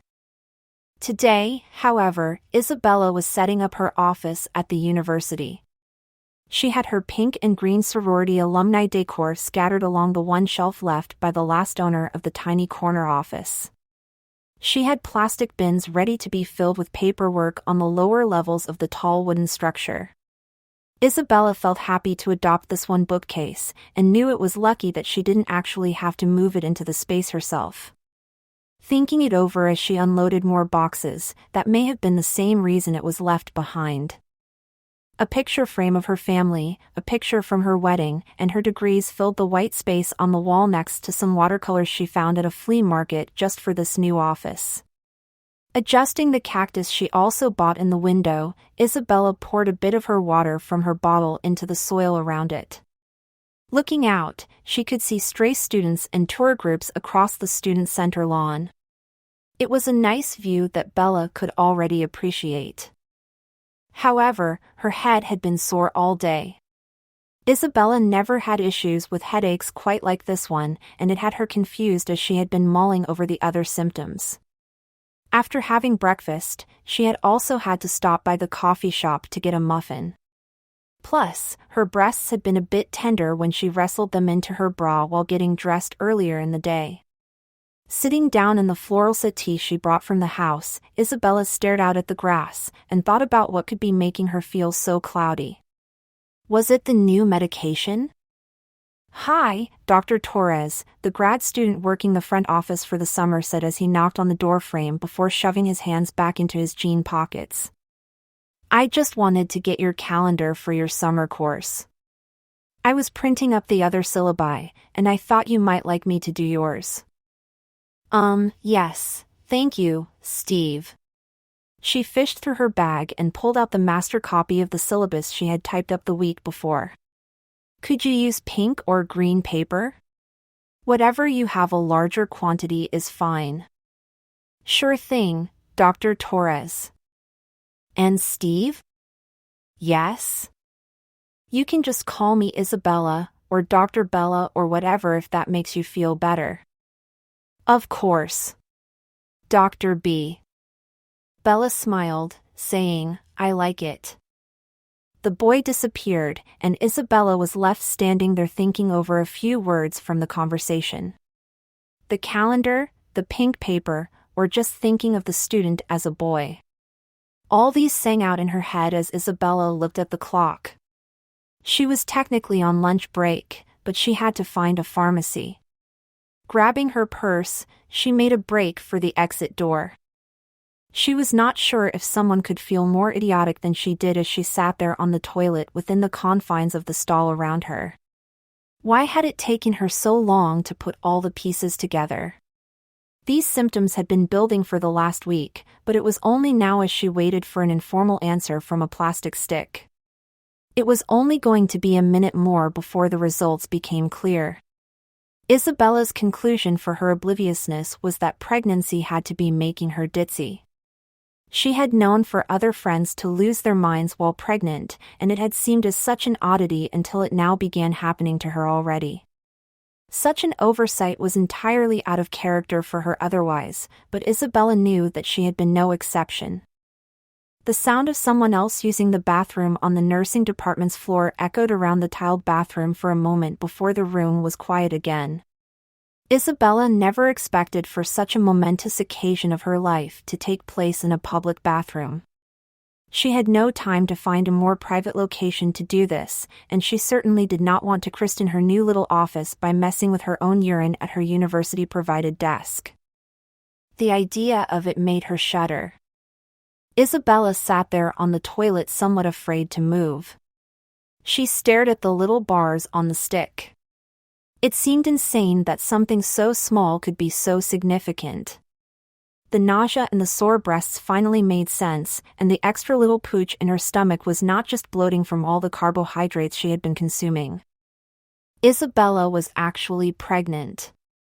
After all the expectations and sex, the day had finally come. She wanted to scream, but she knew that it would scare people who kept going about their business in the bathroom. Someone else had just entered it. Fishing out the little baggie from the pharmacy in her massive purse, Isabella slipped the test into the plastic before tucking it away in the shoulder bag's abyss. She had to act cool as she washed her hands. She had to remain nonchalant about her business as she slowly walked to her office, realizing she had wasted most of her lunch break. She had to shut the door as she grabbed a breakfast bar to stuff in her face, while at the same time calling Lizzie on speakerphone. It felt like ages to Isabella as the phone rang and rang, even though she knew her best friend was more than likely staring at her phone while eating a salad for lunch tucked away in some corner of the hospital. Finally, Lizzie answered with, "Hey, B, what's up?" Unsure of how to begin, Isabella just blurted out what first came mind, saying, "Do you think you could fit me in?" "When, next week? You having trouble with the hormone pills?" "That's not out of the ordinary. They give people weird symptoms sometimes." No. There's something I need you to confirm." There was a pause of silence from Lizzie's end before she quickly said, "You come as freaking fast as you can. I will leave the office open just for you." It took a long time for the day to end. The clock dragged on, but Isabella ran for her car the second she was free to leave. Taking advantage of her wagon's size, she blasted past the tiny electric cars and sporty Italian numbers amongst the Los Angeles traffic. At 5 o'clock that afternoon on the dot, Isabella sat on the crinkly medical paper while she wore a pink smock and no shoes. She sent a message to Amory that she had to meet with a student this afternoon, and might be back late. Isabella did not have any students yet, but he bought it with no questions. It gave her plenty of time to agonize and swing her legs alone in the examination room. Lizzie had stepped out hurriedly and would only come back with conclusive results. Isabella made her promise. Sure enough, Lizzie came back in pulling an ultrasound cart as she said, "I want to take a look at this embryo." "So there is one?" Isabella was elated. She could feel her heartbeat quicken as she spoke the question. Lizzie nodded. "Tests say yes. But, I'm curious, since you do have a history of twins and you took hormones to help things along, if there might be a party for two going on in your uterus right now. I hope you're okay with a transvaginal procedure. We'll get better results this way." "Sure, but are you trained to work this thing?" "Yeah. Don't you remember I was a sonographer part-time to pay for medical school and sorority dues? We might have never met if I did not have that job. Liz, you know we would have found each other on that campus regardless of our sisterhood." Lizzie grinned, happy to share the moment of pure and honest friendship. Isabella leaned back on the odd medical bed as she had a bit more confidence in her friend and obstetrician. Isabella was left to her own thoughts as Lizzie got to work. The concept of two babies was even more thrilling. Sure, it would be a great deal more in the amount of work with two, but Isabella was up for it. She was not sure if she would have time for a pregnancy like this again between all the ambitions of both her and Amory. Having two in one would make life a bit easier in that sense. Plus, she could already imagine all the little outfits and the joint birthday parties the twins could have. She could see her brothers taking pictures with their nieces/nephews. As she felt the weird little microscope slip up her vagina, Isabella closed her eyes and waited for Lizzie to tell her what she saw on the screen. "Oh my God," Lizzie said. Scaring Isabella, her eyes shot open as she now looked at the blurry screen herself. She saw circles and moving gray masses, but this was no her field. The whole image made little sense to her. "Is something wrong?" "Oh no!" Lizzie pulled herself from her fixated gaze on the screen. "It's all fine, but can you see this little dot?" She pointed to the screen with a pin from her pocket, closing the distance, and let the plastic tap against the glass. Isabella nodded. She could make out a small thing that looked like a bean nestled in the outer rim of the oddly shaped egg space, taking up most of the screen. Lizzie began to explain in a slow cadence. "That's an embryo. It's about 6 or 7 weeks along, so I expect for that little one to pop out the last week of February. However, there is a bit of a party situation going on, and I don't think it's a trick of the camera." "Party?" Isabella asked with a hopeful tone. "So it is twins?" "Well, there's another baby Blake there," Lizzie said as she tapped on another little dot nearby. "And across the bay, there's another pair. They all have their own little spaces, as you can see by these fine lines showing up on the screen, but there are definitely multiple little ones in you right now, Bella." Drawing an imaginary line and then another, Isabella watched as the pen grew close and encircled 2 embryo beans hanging out in another spot within her womb. The black consuming the screen was actually 4 different peas, all in their own little pods. "Liz, are you saying what I think you're saying?" Elizabeth Harris had her eyes wide as she turned back and looked at her friend with shock. Nodding slowly, Isabella felt flabbergasted. 4 children? 4 children?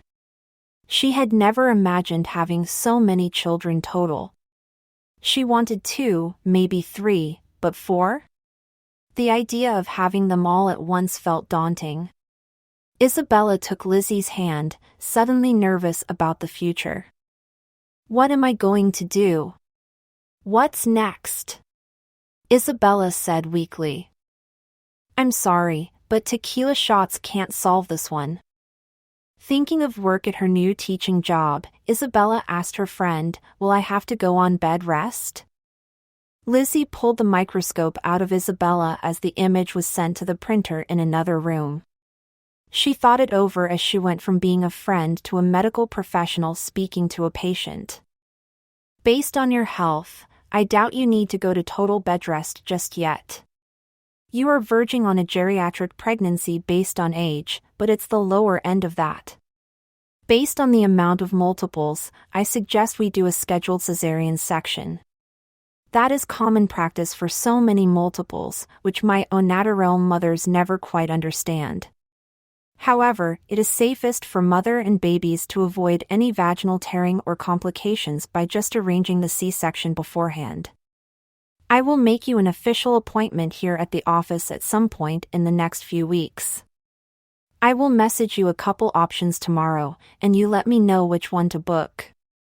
From there we can do a full examination of the situation and plan the best course of action. For now, you know the diet. No caffeine, no alcohol, and avoid mercury please. I would try not to do too much exercise. Your yoga stuff is fine, but maybe a water-based form of fitness might help when the pregnancy begins to affect your body. I hope this isn't too much info. Isabella shook her head. No, Liz, I'm fine with that, but what am I going to tell Amory? The house smelled like pizza when she walked inside. Romeo came to greet her at the door with his usual spunky demeanor. Isabella sighed as she thought about the day when she could not bend over and pick the beagle mutt up and hold him over her shoulder like he loved for her to do. It would only be a few months, but it still seemed sad. She picked him now without the dog even asking and followed her nose down to the kitchen where Amory stood getting out the plates. Hey, Isabella, how was work? I hope the students were grateful how late you stayed with them. Isabella looked at the clock on the microwave. It was late for her, and she set down Romeo to give her husband a proper kiss. The burden of the pregnancy news began to weigh down on her as she looked at his lovely dark eyes, but she was starving. The margarita pizza smelled heavenly, and it was from their favorite place not too far from the studio. The same little man had been making crust there for 40 years, and it was delicious every time. Isabella now knew why she was suddenly starving. She was feeding 5 people. 4 of them were very tiny, but they were draining her of the little bit of food she had eaten throughout the day. Isabella's stomach growled like a monster, and she knew the talk could wait just a moment. Grabbing 2 slices for herself and a lemonade from the fridge, she followed Amory into the television room where rows and rows of movies surrounded a large and high-tech television that Amory Blake cherished almost as he cherished his wife. He had pulled out a few movies from his comedy shelf, and they sat on the coffee table in front of them. Isabella fell into the tacky but insanely comfortable sofa they had in the room.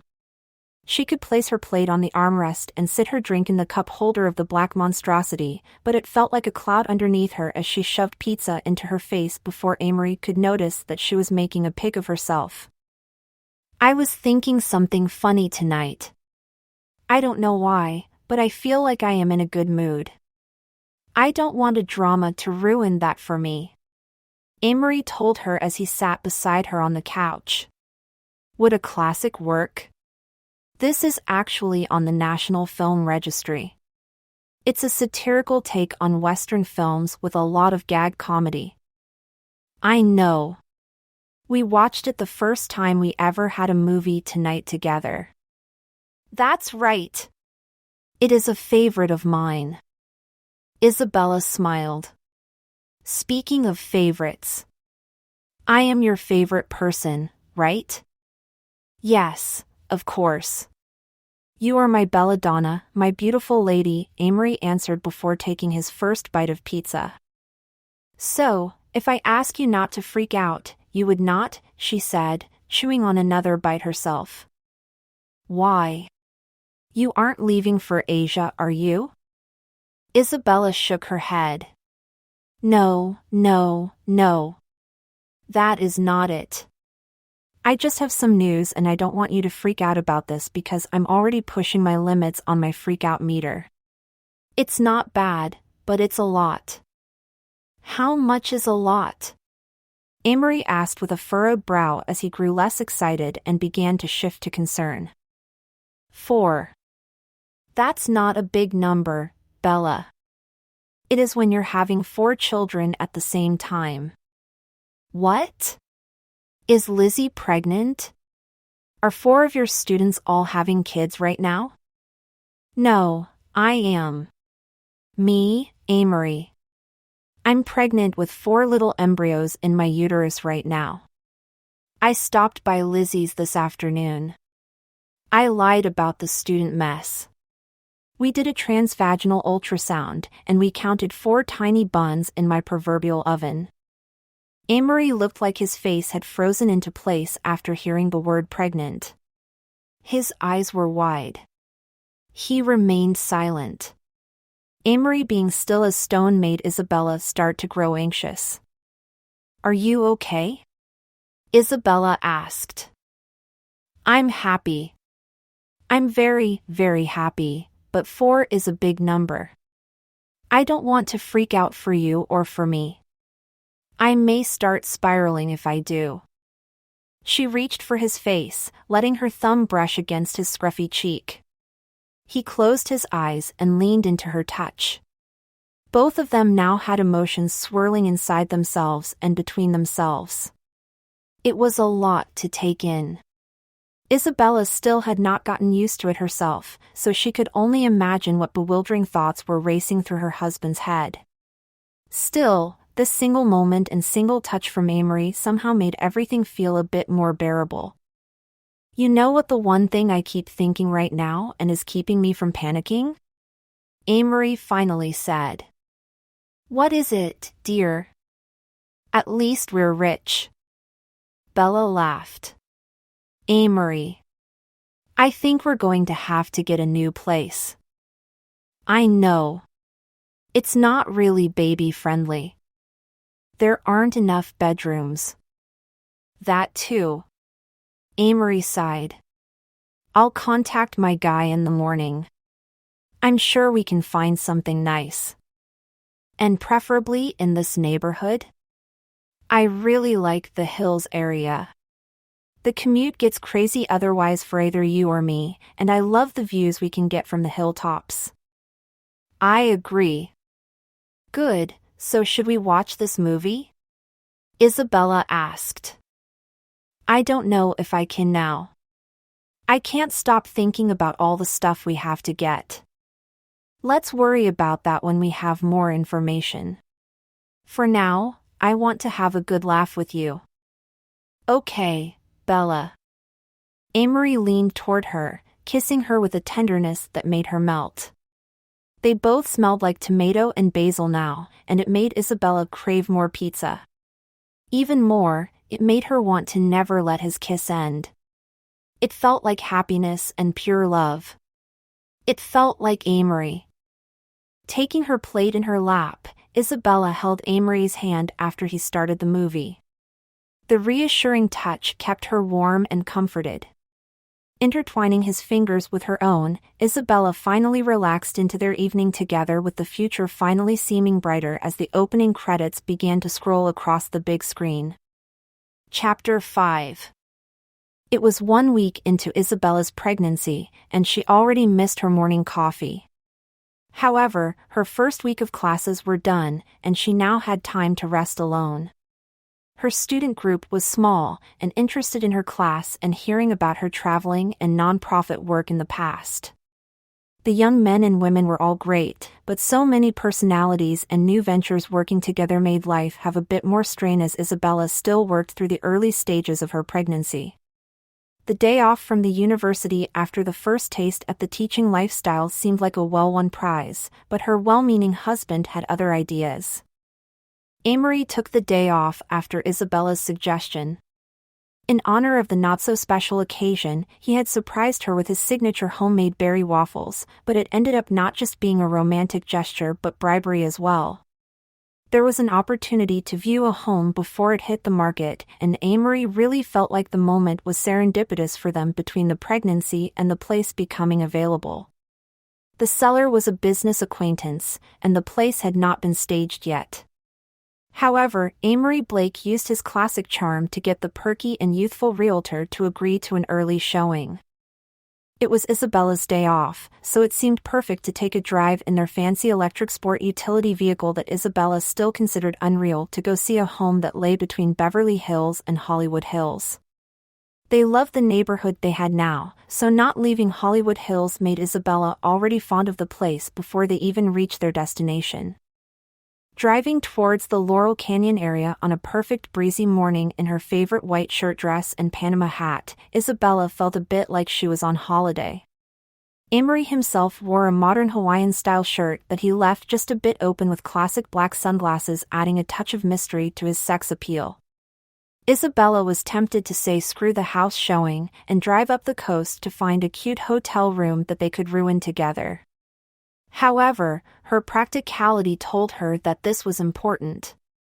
Sex could wait. For now.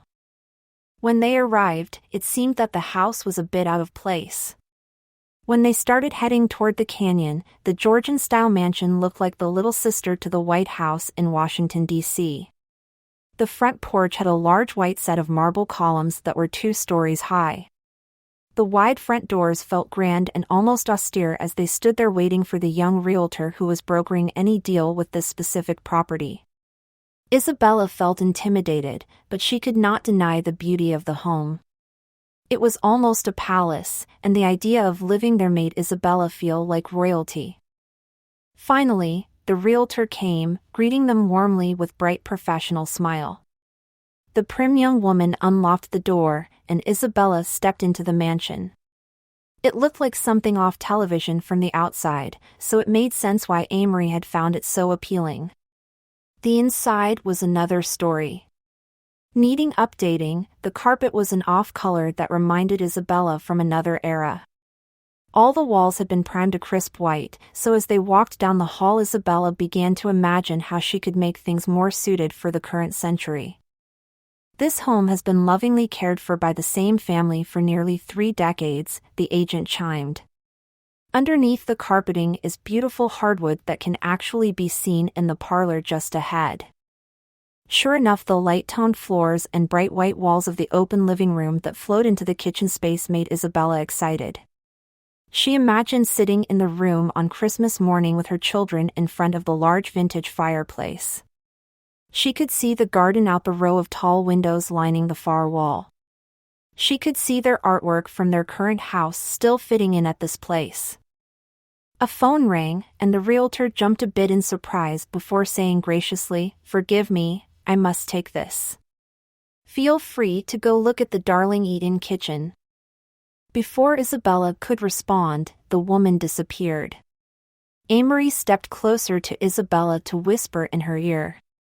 Lacing his fingers into her, she could tell that her husband was excited about this house. "What do you think?" Amory asked with his eyebrows raised, and it looked to Isabella like he wanted her to like the home.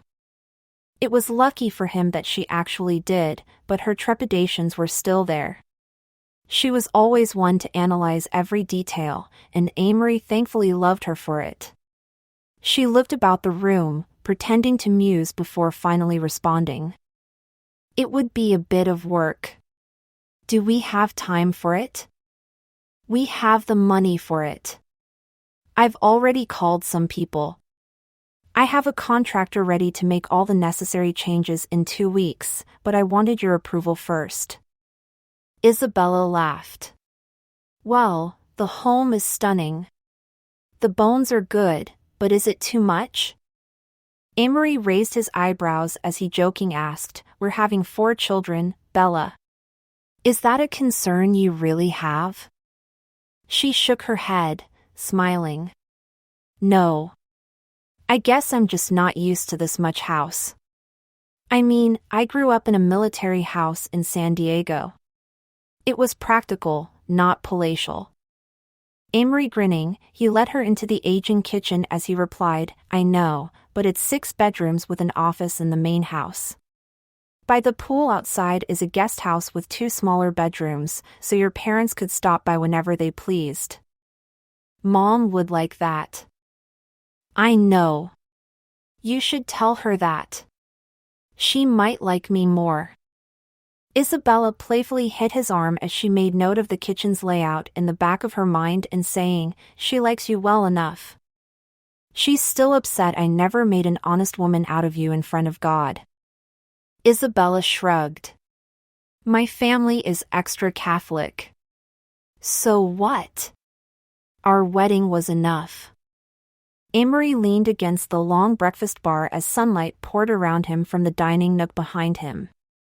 Isabella could now see the aqua blue kidney bean pool with a little slide and diving board just out the nook's windows. However, Amory's expression distracted her. Just enough, he said in a sad tone. Taking both hands, Isabella tried to reassure him. Sweetheart, I know you like to pass with flying colors on everything, but our wedding was not a test. I never really wanted a big church wedding. Cathedrals are beautiful, but the formality in ceremony is a total buzzkill. All that mattered was you and me, and that is what matters now. Amory softly smiled as he touched her stomach with one hand and pulled her closer with the other, whispering, us and them.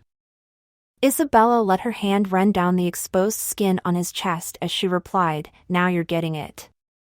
He kissed her then in the most tender way. It was moments like this that made Isabella feel beautiful and ageless. It was a kiss that a princess could share with her knight in shining armor. Heart-melting and passionate, the thought of so many beautiful romantic moments throughout all the best movies flashed through Isabella's mind as she let the kiss take her to a new place away from reality. It made her want to order the realtor back out when she heard her high heels come clicking down the hall. Pulling away, Isabella did not want to be caught in such a moment by a total stranger.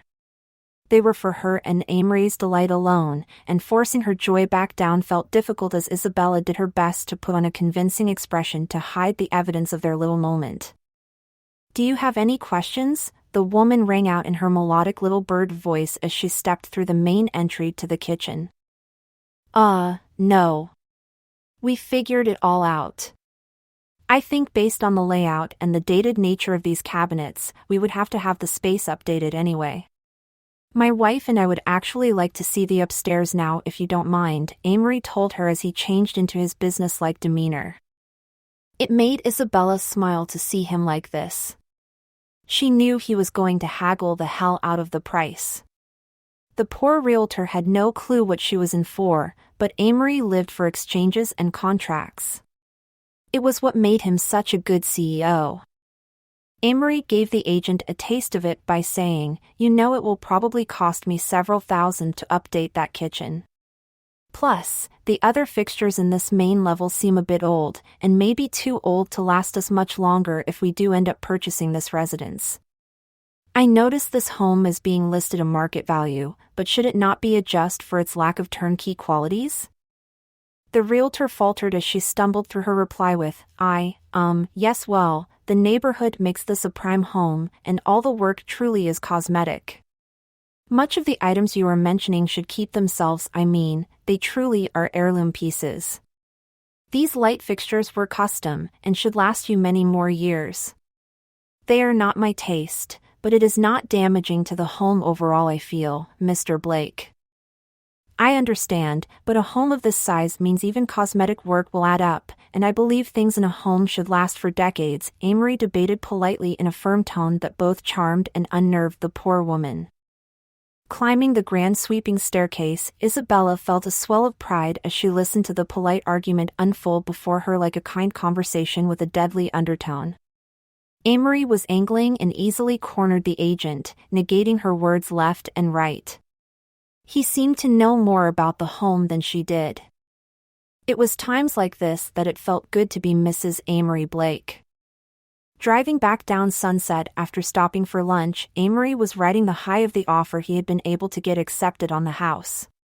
Now, lawyers would take care of the rest, but in a couple weeks the house would be theirs. Over lunch, they both decided to go to the beach for the afternoon. Isabella held his hand over the front seat console, enjoying the warmth and solidity of his grip against hers. Through her wide Onassis-style sunglasses, Isabella sipped her tea the waitress had put for her in a plastic cup before leaving. The bright pink straw entertained Isabella by visual alone. The cartoonish color almost glowed in the sunlight filtering through the car's windows, and she admired it still as Amory began to speak. "Would you mind if we headed out to the canyon for a bit? There is a really interesting set that the studio is renting for rehearsals of the big Western. I wanted to go see it in action and make sure it is meeting the crew's needs. I kind of want you to see as well. Like I said, it is a cool place. I had never seen something quite like it." Isabella furrowed her brow as she said, "You don't mean Laurel, do you?" He shook his head. "Eaton Canyon, but it is in the opposite direction. I'll make up for it with something sweet if you like." "As long as you're promising ice cream, I'm fine with whatever," Isabella told him, but still needed some more clarification. "Aren't you going to shoot in New Mexico?" "Yes, but the little western town set here is good for some interior shots. There's a cool saloon that really captures the eye, and it will be good for the cast to get their feet wet here before we pack up and take the show on the road." Bella laughed at his euphemism and nodded, replying, "Of course, I would be happy to head out there." "Great!" Amory was boyishly animated about it suddenly. "You can meet the grandson of the great Duke Morrison. He's a teenager, but he's really a fantastic actor. I swear this is going to be his breakout film." Bella laughed lightly again, sipping her tea before asking, "Was his name really Duke?" "Oh no, it was Marion." Isabella could not help but laugh at such a name. The drive itself took a while, but they talked about their new house and listened to the classic rock station to pass the time. About an hour later, thanks to traffic, they made it to a quintessential western town no bigger than a city block. Amory explained on the ride over that the place had been used to shoot a television show in the early 90s, and it was now rented out to studios like his. He spent some money refinishing different parts of the faux village, so Isabella did not recognize the set from the show she actually used to watch. It was always a bit of a thrill to visit a movie set. The pace of it all energized Isabella, but it was on film sets where she saw her husband come alive. Even with one step on the dusty street, Amory Blake seemed like a different person. Isabella could see the creative artist inside of him come alive. The way he admired the world became almost technical, seeing how different shows would play out on camera as he gazed across the expanse, busy with staff putting the finished touches on the scenes. Isabella could see the young Morrison. He was the spitting image of his grandfather, but had red hair instead of the dark blonde waves his grandfather had been known for. He found his Hollywood lineage through his mother, so his actual name was Tucker Campbell. However, he was taking on Morrison as a stage name and homage to his family. Dressed and dusty with makeup, he was reading over the screenplay at the snack table as she and Amory waltzed up. He looked up and smiled out from underneath the shade of his tattered brown cowboy hat. "Mr. Blake, what a pleasure to see you," the boy said with a soft New England accent. "And who is the charming woman on your arm?" "Tucker, this is my wife. Dr. Isabella Torres." He extended his hand to shake Isabella's warmly, smiling at her with an earnest expression. Everything about him seemed good-natured and generally unaffected by the fame he already had by name alone. "It's a pleasure to meet you, Tucker. My husband has been working on this project for years, and it's so serendipitous that you were able to be part of this film." "Yes, ma'am, it's an honor of mine. I have loved a lot of films done by Blake Studios. I hope I can do the role justice." "Oh, dear," Bella grinned as she touched his shoulder. "I have no doubt that you're a perfect fit." "Isn't he?" Amory flattered the young star. "He's been nothing short of dedicated to his work. I can already see that Blake Studios and Tucker Morrison are at the beginning of a beautiful relationship." "I would say so." Bella noted as she saw another actor walking toward looking for a bottle of water. Dressed in frilly ivory lingerie of the period and a sheer white kimono robe, this young starlet wore a face of intense makeup and curlers in her platinum blonde hair. Her icy blue eyes flashed with recognition as she took a drink of her water and smiled a bit too brightly at Amory. "Oh, Mr. Blake. I had no clue you were coming today. And here I am in my underthings." The actress laughed in a bird-like saccharine voice. Amory chuckled in amusement, but Tucker just smiled politely as he bowed out to find a quieter spot away from his chatty co-star. Isabella could sense the young boy did not have much interest in spending more time with Starla than necessary. "Starla St. Clair, meet my wife, Isabella.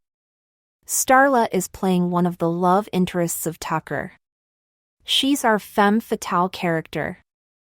She waved a white lace glove. "I would shake your hand, but I might have face powder on my hands. I hate to ruin your lovely look." Starla St. Clair was a familiar face. Somewhat of child star, she had been doing smaller parts on children's television for the last few years. However, her bigger claim to fame was her flings with a variety of A-list men. She had photographed holding hands with the President of the United States' son, a pop star, a fashion model, a television director, and a professional basketball player. In person, Isabella could see the appeal of the girl not even old enough to drink. Her curves and skin were, in a word, perfect. Her hair was obviously from a bottle, but her eyes and cleavage were striking enough to trick the eye into forgetting everything else about her. Isabella could also see that she knew this as well. The way she held her body, the tone of her voice, and even the sound of her laugh all gave the impression that her total existence was an act. Everything was too sweet and too exciting. She laughed at everything Amory said, but he still seemed unaware of the way she pushed her breasts together a little bit more. He didn't notice the purpose in how Starla sipped her water just so, and batted her fake eyelashes at her husband. Starla's shallow gushing towards Amory put Isabella on edge. The flirtations were generally harmless as she watched them interact, but the gall of it made Isabella feel suddenly very territorial of her husband. Isabella could sink her nails into her doll-like face without even taking a step, but Bella was an adult. Starla was not much more than a child.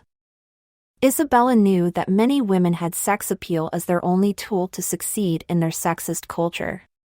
It didn't really work in the medical industry, but Hollywood was notorious for degrading women to such physical standards.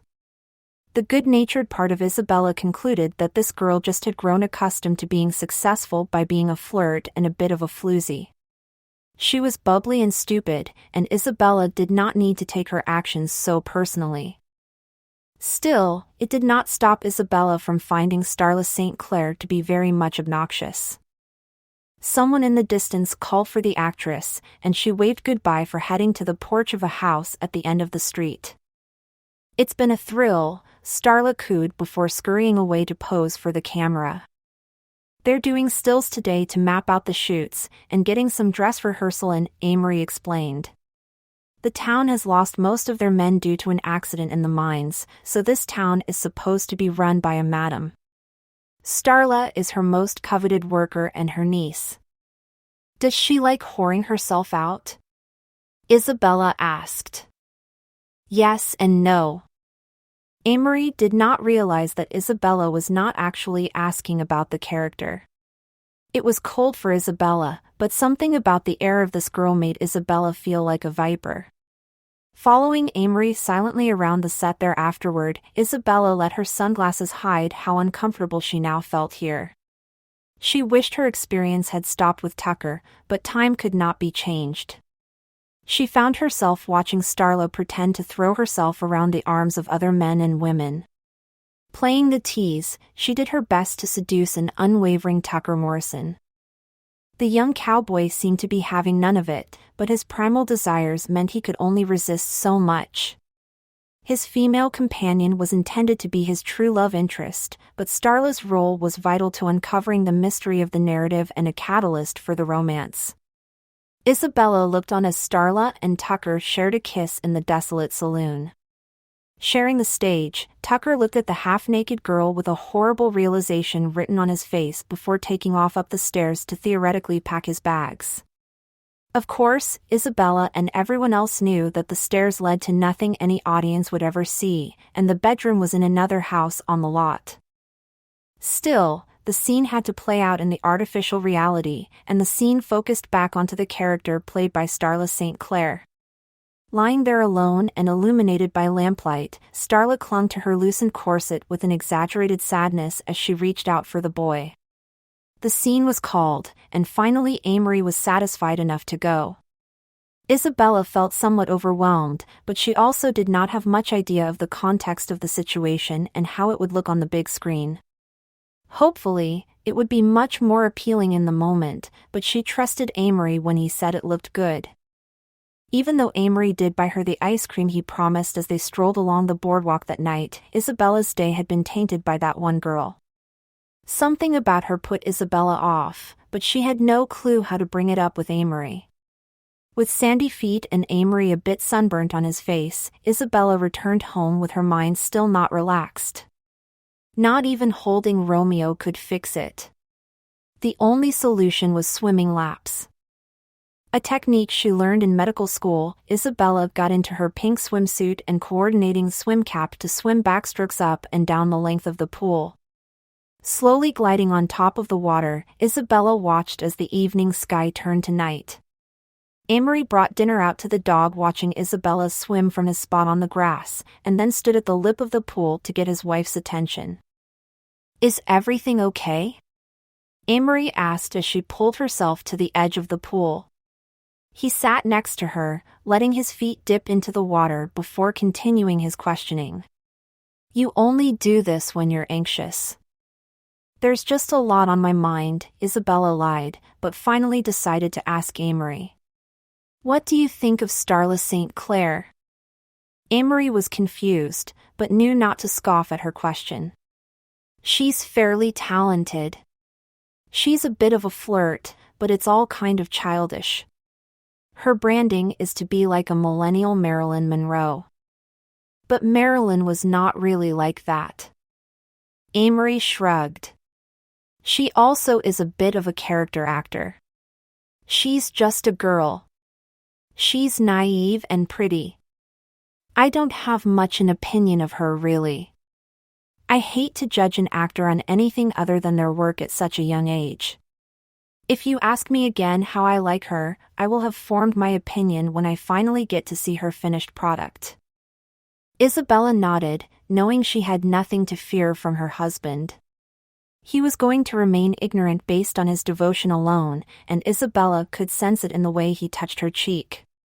They both looked out at the lavender sky slowly fading into a violet and blue hue.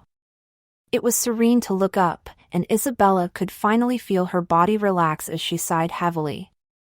"I got some salmon at the market yesterday that needs to be eaten," Amory told her. "If you like, I could grill it for a late dinner while you finish your laps." "What if I am done now?" Amory grinned impishly as he asked in response, "Could you keep doing laps so I could watch you?" "I won't lie, it is pretty attractive." Bella thought about it for a moment, and finally replied, "Only if you'll thank me after we are done with dinner." "How would like this?" "Gratitude?" Amory said slowly, drawing closer to her face as his eyes began to close. "I have some ideas," she whispered back before their lips finally met. The kiss tasted like chlorine from the pool, but still had a hint of sweet from the coffee ice cream cone she had consumed at the beach. Isabella could feel Amory's strength in his kiss and his grip as he placed his hand against the small of her neck. Locked into the moment, Isabella felt young and vibrant. She could forget classes and real estate. She could forget pretty girls who made her jealous. If anything, Isabella felt a bit flattered and empathetic as the waves of dopamine and oxytocin rushed through her mind. Anger washed away with the tide of good feeling, leaving only the memory of what everyone else was missing. Isabella knew how wonderful this kiss was. She could see what a prize she had in her marriage to the one and only Amory Blake. For a youthful doll like that to see what Isabella saw each morning and evening, it was clear that Starla had good taste at the very least. There was no guarantee Isabella's forgiveness would last, but for the evening her anxiety had been forgotten as her gaze remained set upon the love of her life.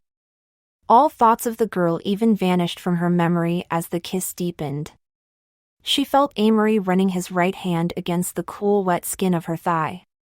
As her fantasies of their near future began to run wild, Isabella knew that her hero would not leave her wanting on a stage. He was to have her body and soul, and Isabella could not wait. Chapter 6.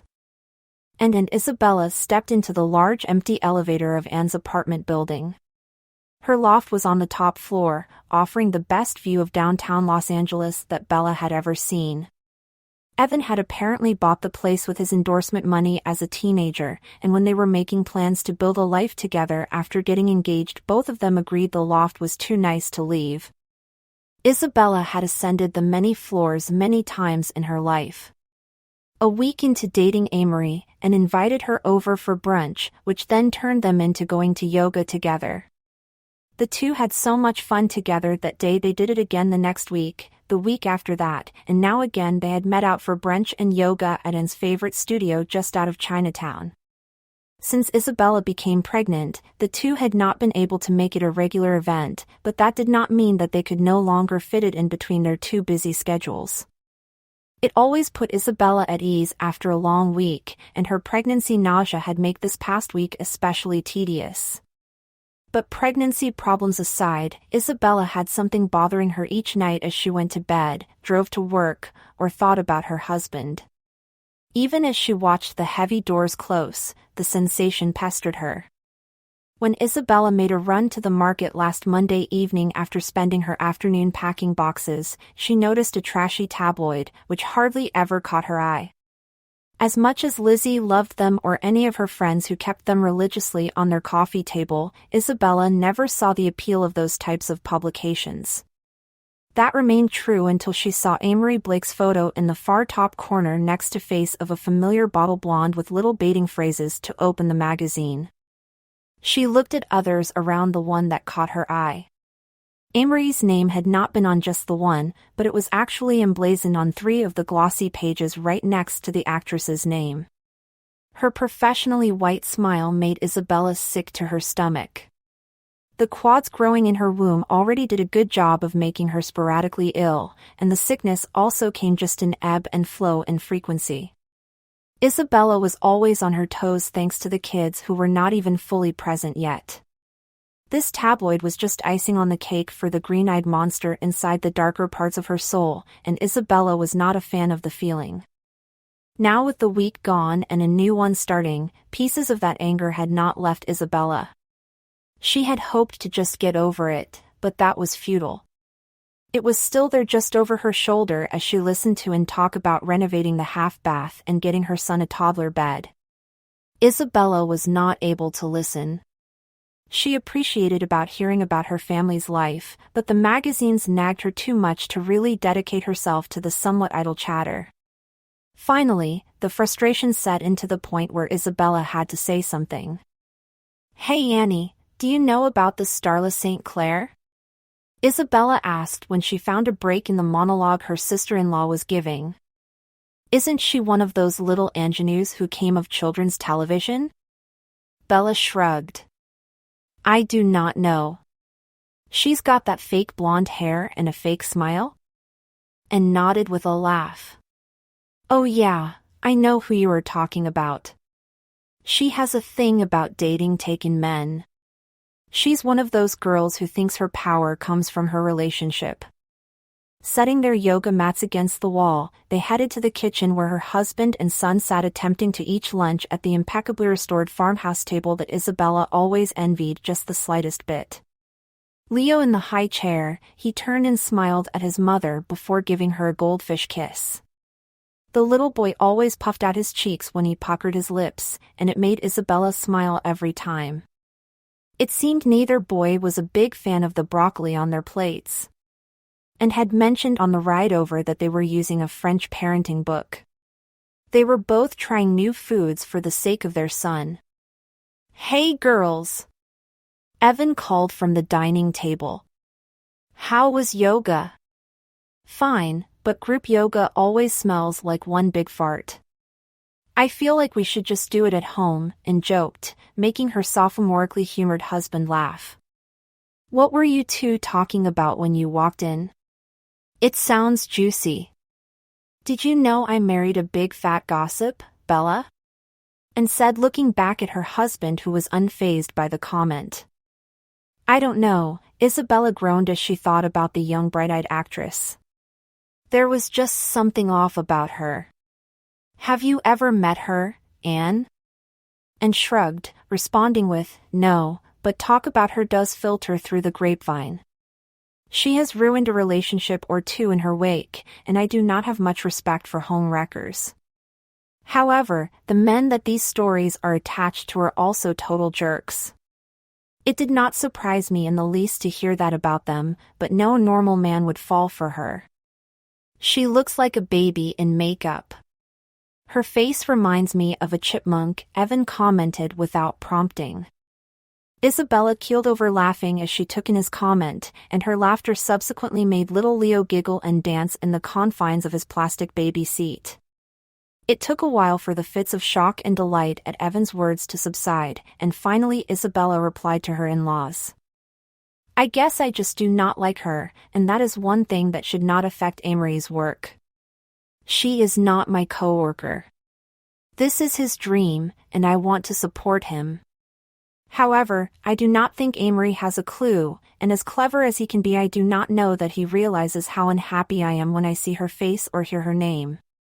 Having him in the papers like this worries me deeply. He does not talk about these reports in the gossip columns.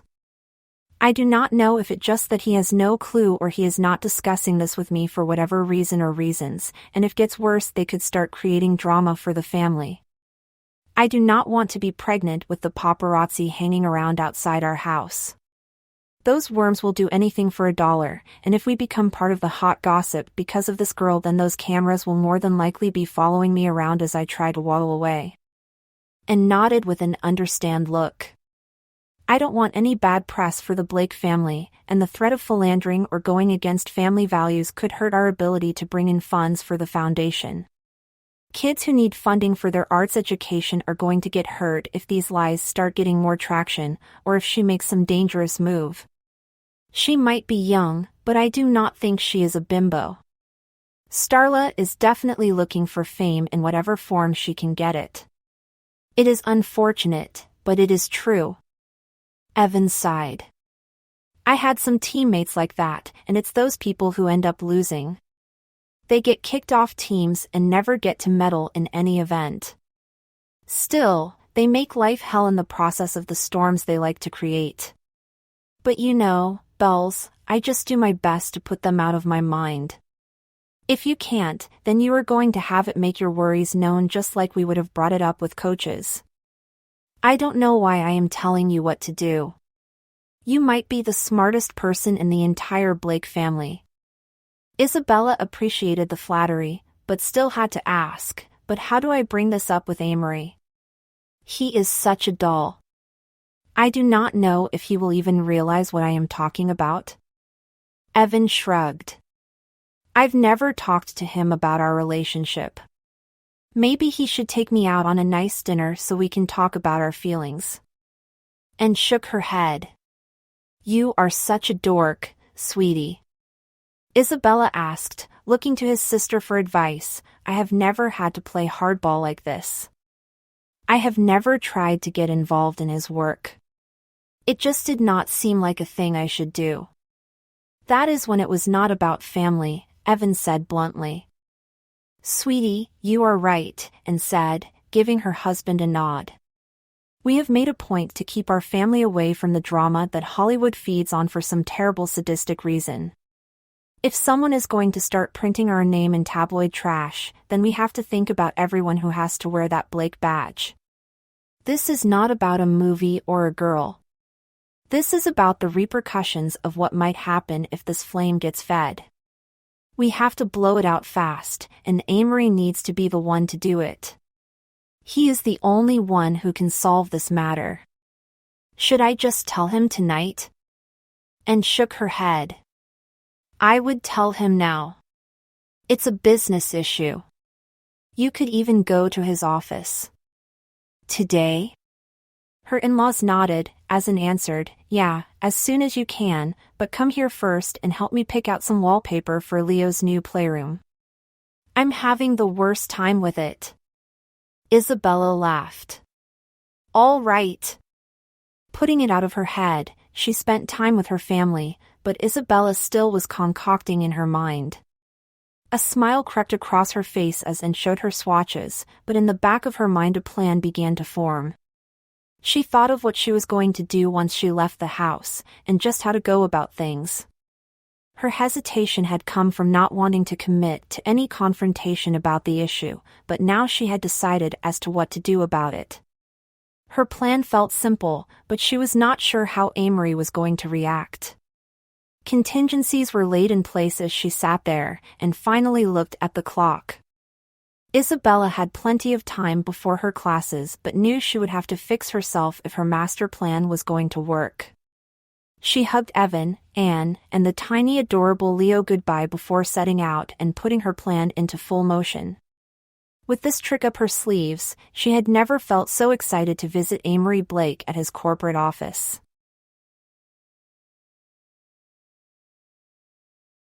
Chapter 7.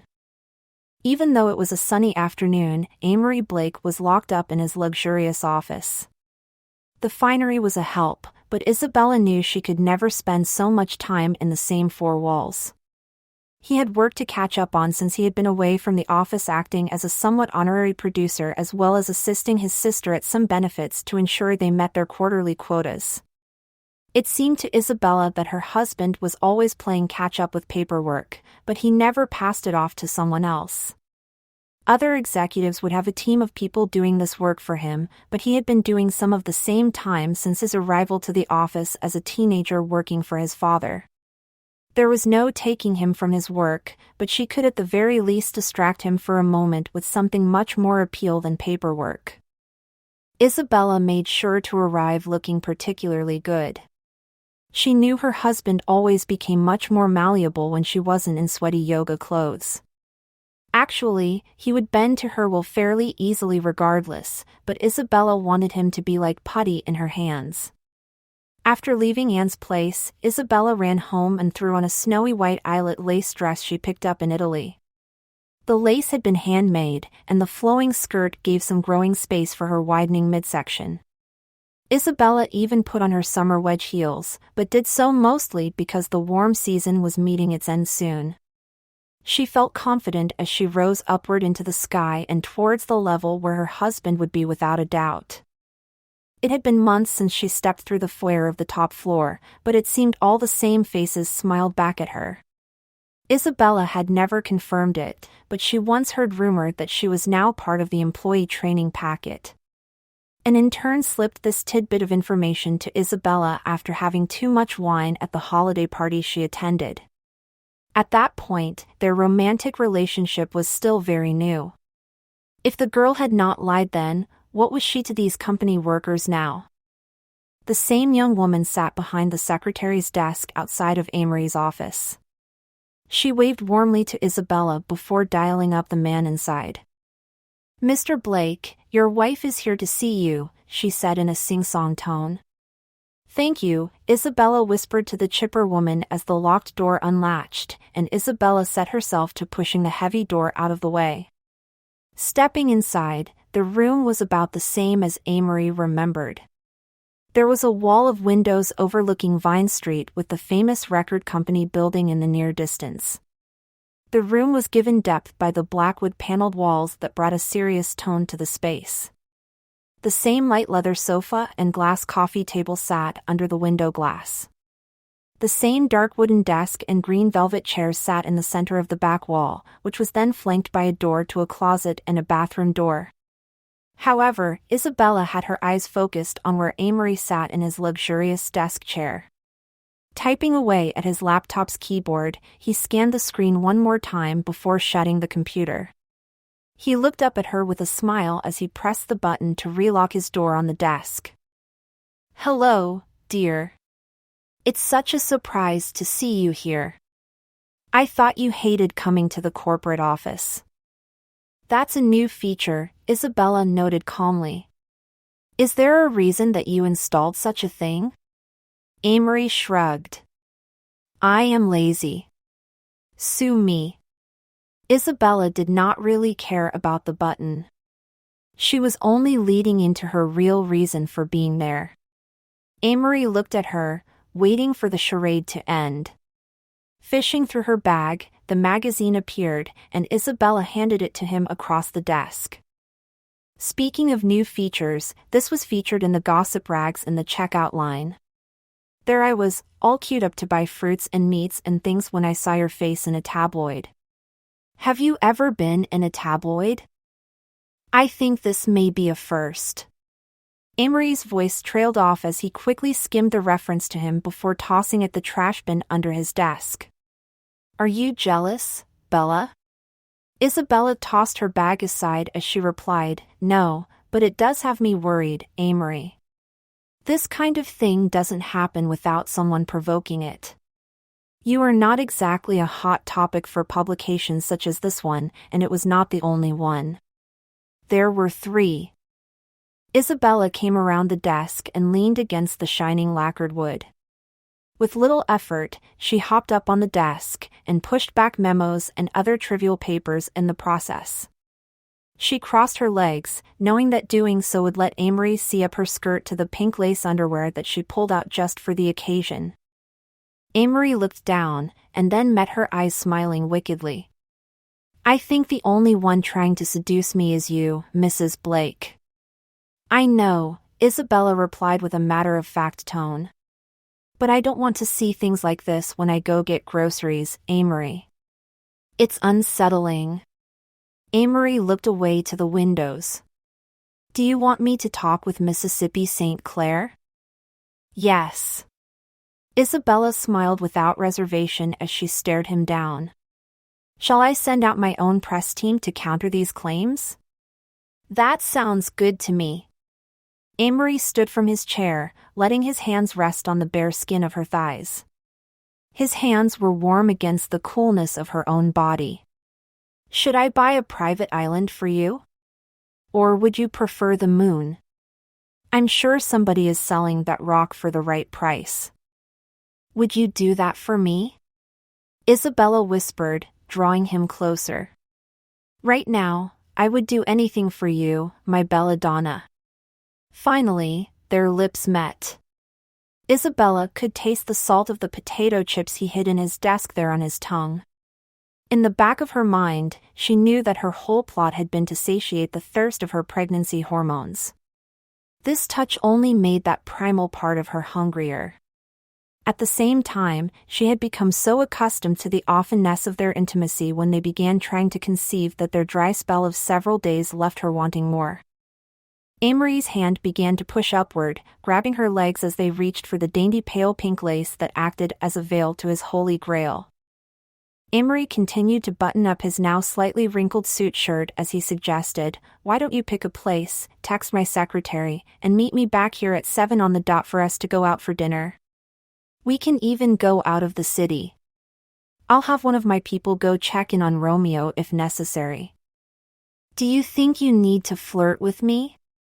Isabella chuckled as she smoothed the fabric of her dress. We kind of just did the thing fancy dates lead up to. Well, tonight won't be a bargaining chip for physical intimacy with my wife. If anything, I think I owe you something more than a nice dinner. Like what? A trip to Big Sur maybe?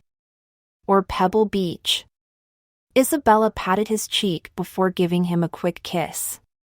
Maybe we can do that when I wouldn't be checking into a hotel or rental home for 5. Okay, I'll put a pin on that trip. Good, because I'm going to hold you up to that vacation. Amory placed his hands comfortably on the curvature of her hips and pulled Isabella back in for another kiss. They both hated to say goodbye.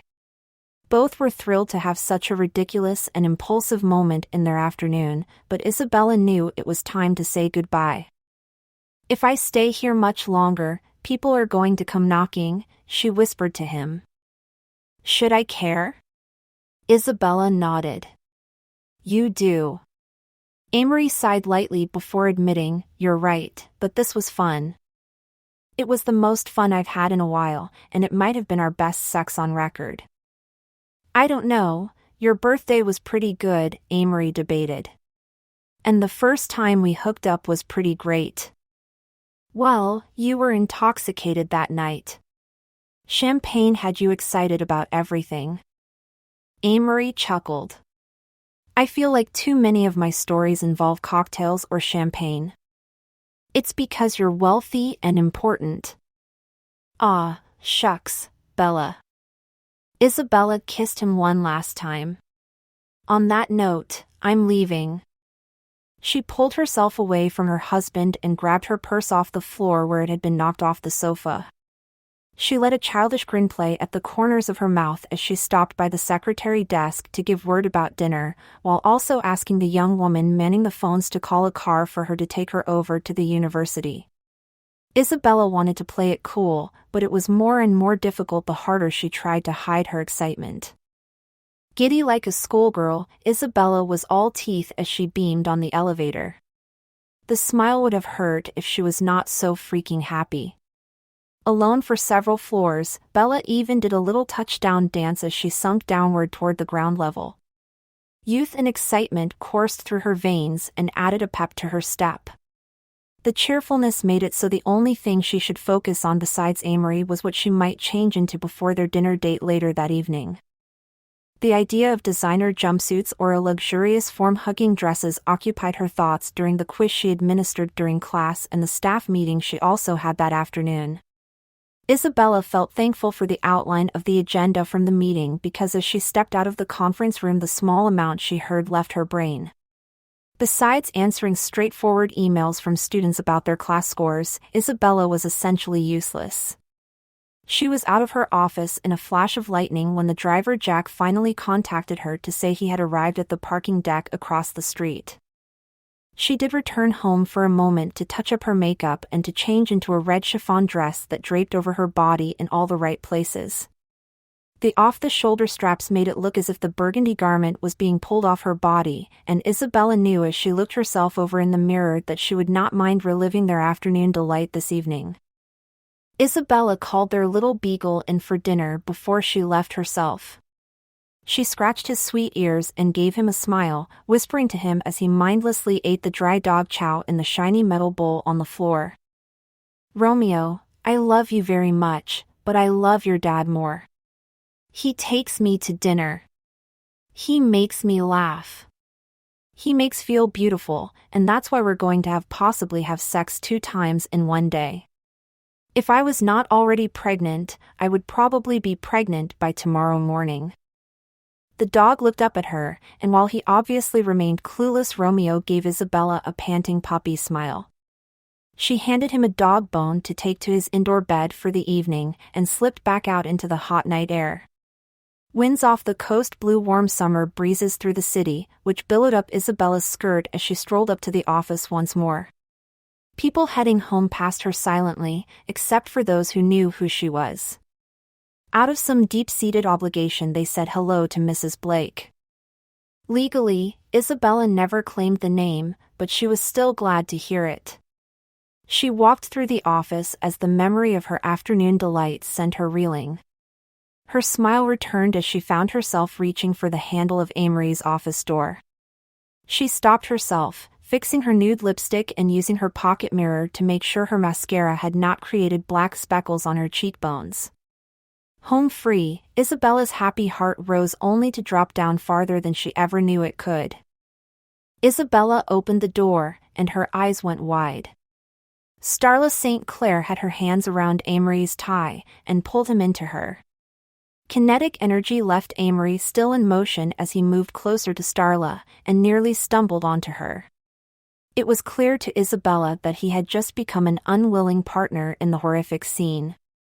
His hands were pushing against her, pulling away from the stolen and unwanted kiss. Bella was not stupid. She knew this was not his game. He looked both regretful and bewildered as their eyes met across the room, but Isabella was far more interested in the tiny thing who dared to cross her. Amory faded into the background as Bella's eyes trained on the starlet.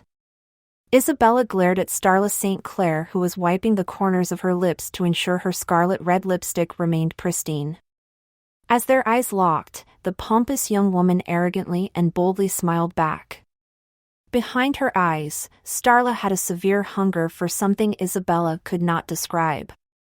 It was clear she wanted power, fame, money, and sex. She wanted the world to bow down to her like soulless villain because Isabella saw clearly that St. Clair would do anything to have everything. She was ready to watch Isabella's world burn at her fingertips. Isabella was not one to bow down to tyrants like this foolish child. "Leave," Bella said in a flat, even tone. Starla ignored the fiery glare as her prey stood back, still baffled by the scene. She smiled harder and took a step around the desk where she and Amory stood. "Oh, Isabella, I didn't know you were coming. You have to forgive me." There was no forgiveness in her expression. Bella threw her purse down in a guest chair in the corner of the room as she said again louder, "Leave. I see you must have ever so much to talk about. I'll leave you to it, Mr. Blake." She winked at her boss before turning back to face Bella. "Isabella." "That's Mrs. Blake to you," Isabella growled back, throwing open the office door. "Of course." The girl let her lips turn into a wicked grin as she sauntered out. Isabella slammed the door behind the wicked young woman. With Starla St. Clair gone, Isabella began to pace. The tension that young girl put in her had not left Isabella or the office. She wanted to scream. She wanted to murder. She wanted to rip the fake blonde hair off her head and mar her surgically perfect face. "I hate her," Isabella muttered to herself. "I want you to understand that nothing happened, Isabella. I would never hurt you like that. I swear on my life and everything that I am." Ignoring Amory, Isabella kept muttering, "I hate that girl. Don't get too worked up, Bella. It's not good for you. How could let this happen?" Bella exclaimed aloud to herself and hardly realized that Amory assumed it was for him. He interjected into her inner tirade with, "My word is my bond, Bella. I will always be faithful to you. You know that." Stopping for a moment, she stomped her foot in frustration, feeling catty and furious as she finally replied, "I do. It is not you that I don't trust. It's that brat." Amory scoffed. "You cannot be serious. You just said it yourself. Starla is a child playing games, but she isn't stupid enough to ruin her place here. She'll leave me alone. I'll talk with her and make things perfectly clear. That doesn't matter. I can't recast. It would not be fair to the rest of the actors or crew. Shouldn't my needs come first? Shouldn't we come first? Yes, but the money will be lost. The board won't like it. To hell with the board. It will be fine. We don't need to overblow this. You need to recognize the severity of this right now, Amory." "I do, but it's manageable." "She is manageable." Isabella threw up her hands and shook her head. "You did not see the look in her eyes then, Amory. This won't be the last time she will pull a stunt like this. She knew I was coming. She timed this all. She's a villainous little bitch." Amory took a step back. "I don't think I have ever heard you be so cruel." Isabella rolled her eyes in disgust as she snapped back, "I've never had a 20-year-old girl try to steal my husband." Forgive me for not taking that too kindly. Being graceful was never my strong suit. Bella was past caring as Amory grew frustrated, saying, "No woman will ever replace you as long we both shall live." I made that promise. Bella felt her voice rise higher and higher as she screamed out, "And you vowed to be on my side.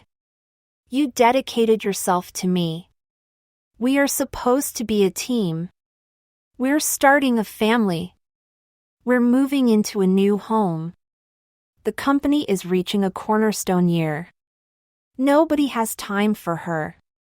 She can seduce some other man twice her age if she wants, but not you and not at this studio. This is MY Company, Isabella. You don't make decisions here." "I do," Amory shouted at the top of his lungs. It was lucky the office floor was empty except for them. Isabella felt horrified. Everything had gone downhill so quickly. After all this time of promising her everything she asked, it seemed she had been spoiled by such a luxury. Even Amory Blake had limits. However, that did not change the fact that legally they shared everything Amory once owned by himself. Amory had been deliberate about calling everything theirs to share for the rest of their lives, but now we had so quickly turned into I. It felt like a nightmarish side of her husband had come to life, and this might be the side her worst fear had always known was there. Isabella had never tried to contradict him on such a fundamental issue, and that now seemed like a grave mistake. Even further, their conversation had snowballed from a debate to an argument to an avalanche of emotion crashing down on them both. There was no stopping her tears now as emotion overwhelmed her heart. As the droplets began to streak her face, she watched Amory quickly deflate. He tried to reach out, but she pulled away. She refused to be touched. Part of her wanted to be held, but she would not give him the pleasure or satisfaction of human contact. Isabella wanted him to feel as desolate as he looked standing there in the lobby of his personal office. For so long they had been a team, but now one stupid slutty actress had ruined their marriage. Oceans and Time had not been able to do that, but somehow Starla's plan had ultimately worked. It made Isabella hate the little actress even more. Well, if we're drawing battle lines, I'm drawing mine at the front door of the new house. I don't just have a child to consider. It's children. I have 4 other people to think of now, even if you don't. If you want to start putting work before your family, don't bother coming home to it. Amory seemed verging on tears himself. Where do you want me to go? There's. The sale on our old house has gone through. Her tone was like a dagger dipped in poison as she muttered to him, a hotel. New York. Starla's bedroom. Right now, I don't really care. They both knew she did not mean it, but she wanted to be sure he would not dare darken their doorway. Isabella picked her purse up of the chair as she heard the last plea come from Amory's mouth. His voice was weak as he begged, "Don't leave like this." "Fire her," Bella stated in an angered monotone as she stared down the door. I can't just do that." Isabella did not turn to face him as she admitted, "The worst part about this is that I cannot have a damn drink when I get home." She heard Amory slump back into a chair as he took those words in. It demeaned their marriage. The words hit him hard. She knew it, and left him to wallow in misery as she slammed the door behind her. Getting on the elevator, she noticed how desolate the corporate building looked now. Everyone had gone home for the day, and now she had to return to a lonely mansion and grade essays from her class. In the confines of the elevator, Isabella let herself sob openly before calling a car to take her home. Chapter 8. The next several weeks passed quietly. The interior decorator Isabella had hired diligently organized their plans, bringing the house to life. However, with each new piece shipped in, Isabella felt the house was only getting emptier. She went through the motions of her life, while barely leaving the house. Going to her course and department meetings became her biggest outing. She shopped for groceries on the way home and would schedule her doctor's appointments before classes. There no longer became a reason for nice dinners or adventures to new places around Los Angeles County. It would only make Isabella want to see Amory more, and doing things alone just felt pointless. And came over to talk about the baby shower often, but it was evident that she was checking in for her own curiosity and another's. Isabella took a weekend with Elizabeth to drive upstate to find better pumpkins for Halloween. When the holiday came, and Leo came over to help Isabella pass out candy in her new neighborhood surprisingly filled with families. The mothers her age were excited to meet her, asking her questions that she did not have in her heart to answer because their happiness highlighted her isolation from her family and her life partner she had devoted herself to in that quaint Italian garden. As much as she loved her dog, her work, and her friends, none of it could fill the gaps made in her life with Amory's absence. However, she did not have the heart to admit their sudden separation to anyone. She plastered a smile onto her face as she told strangers her husband was traveling for work, and being that it was only half of a lie, everyone seemed to accept it. Isabella had kept herself locked away as her stomach grew wider and her mind became more tired. It did not help that it had become too hard to drive with her waist behind the wheel. Her wagon was able to fit her figure, but the stress of it was simply eliminated if she called the car service they had on retainer. Now, Isabella was making no significant trips without a stranger driving her somewhere, which added another dimension to not wanting to go out. When Thanksgiving rolled around, Isabella booked herself a trip to a specialty spa upstate designed for pregnant women like herself. Instead of wallowing at someone else's dinner table that holiday, she floated in a dark suspension tank as she remembered the 4 little miracles growing inside her. It gave her strength to know her tough love with her husband was more for them than herself. Even if the uncharted territory brought loneliness and reasons to lie to others she loved, Isabella knew in her heart that it was better for the babies to have a stable life. She kept telling herself it was right for them. For their sake alone, she kept moving forward. When a damp December finally rolled around, Isabella knew that the time away from Amory was stretching on much longer than she ever anticipated. Amory was nowhere to be seen. Starting only a few days after their fateful fight, he sent her flowers twice a day. Each had a little card that read like a text. They told Isabella what he was doing. He was staying in a studio-owned penthouse that felt nothing like their home. He missed the dinners they made together. He hated himself for letting her leave like that. He was waiting for permission to return home. And as always, he loved her. As time stretched on, they became less frequent, but the blooms never stopped coming. Reading the notes made Isabella feel guilty. It made her look at the rings on her finger that reminded her of all those happy times that seemed to slip away with every passing day.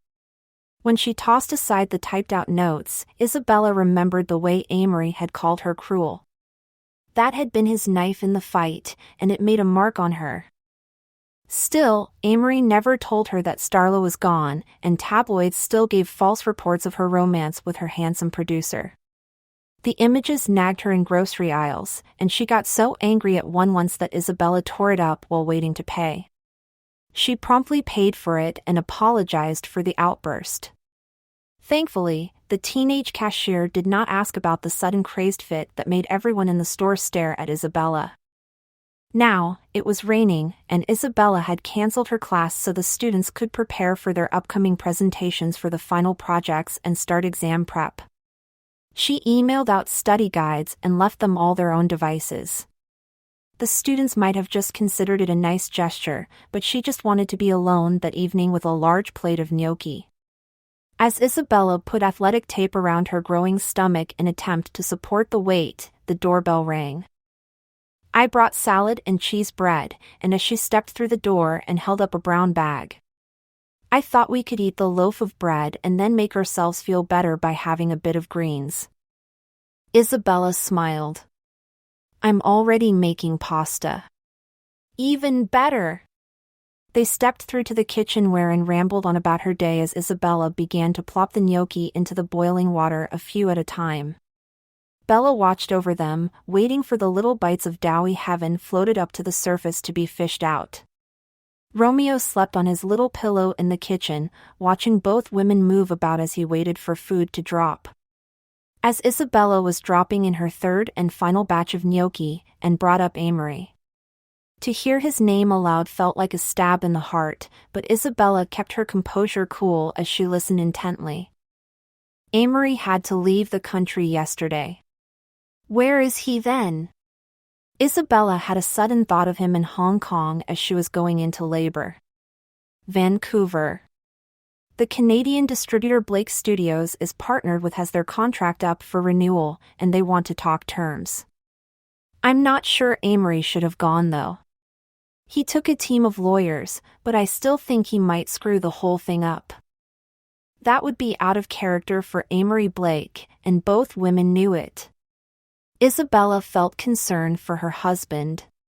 He loved that company to let it cause marital strife, so risking it on more trivial matters like that made Isabella worry for him.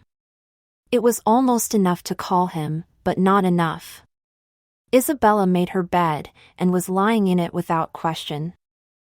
Still, Isabella just had to ask, what makes you think that? Have you ever seen a really fluffy dog get wet? Yeah, we had a sheepdog once when I was little. At least, she was half sheepdog. Then you know how sad they look when they get wet. That's what Amory looks like right now. He's deflated and sad like a wet dog with long drippy hair. It's not exactly a good look for business. Isabella could imagine her absent husband kind of like that childhood dog. She could see his sullen face as water dripped down and made his dark hair cling to his skin. Regret coursed through her as she felt responsible. Isabella wished and had left it alone, but her sister-in-law meant no harm. Sipping her drink, and changed the subject, calming Isabella. Hey, Bella, random question, do you have your guest list all finished? Anne asked. I've got the invite website waiting with bated breath. Nodding, Isabella pulled a list up on her phone, and sent it to Anne via email, saying, it will be in your inbox in a jiffy. Sure enough, Anne's phone hummed in the back pocket of her jeans. With a smile of satisfaction, she forwarded the email to the invitation makers, and officially checked off on her long list the box beside send off the invites. House call! Isabella recognized Lizzie's voice coming down the hall. Still in her scrubs, she held a pink box from their favorite bakery in town. But it seems my idea was stolen. I brought dinner, so we were just different enough. Anne joked. Lizzie smiled. And Blake, you crafty girl. It seems you know Bella almost as well as I do. Well, Dr. Harris, she is after all my sister. She's my sister too, Lizzie said in joking tone with her voice pitching upward into an exclamation. But which is higher? Anne joked. Sister-in-law or sorority sister? And pretend to weigh imaginary weights back and forth in her palms as Lizzie began to fake a pouting expression. Isabella shook her head and rolled her eyes as they both began to laugh. You both are my sisters. I love you both very much because all I ever had were little brothers who I had to drive to soccer games and who also liked to steal my bras to show their friends. Ew, Lizzie said with a grimace. And concurred, adding her own look of disgust as she told them, I'm glad Amory never did that to me. He was already in college when you wore a bra, Anne. He did not exactly need to play pranks like that, Isabella replied. Oh yeah, Lizzie said, nodding as she began to fish around in the cupboards. Do you have any alcohol in this giant house, Bella? Isabella pointed as she answered, I have a few bottles of rose wine and some cider in that cabinet. They were on sale, and I was going to wait to drink them when there weren't little underage people inside me. As your doctor, I recommend that, Lizzie noted. "And, do you want a glass of wine with me?" "Totally," the woman chimed back and went to hunt down the appropriate glasses in the cabinet. Several minutes later, they all were heading to the living room to talk and eat. The gnocchi was comforting to Isabella as her closest friends worked to cheer her up.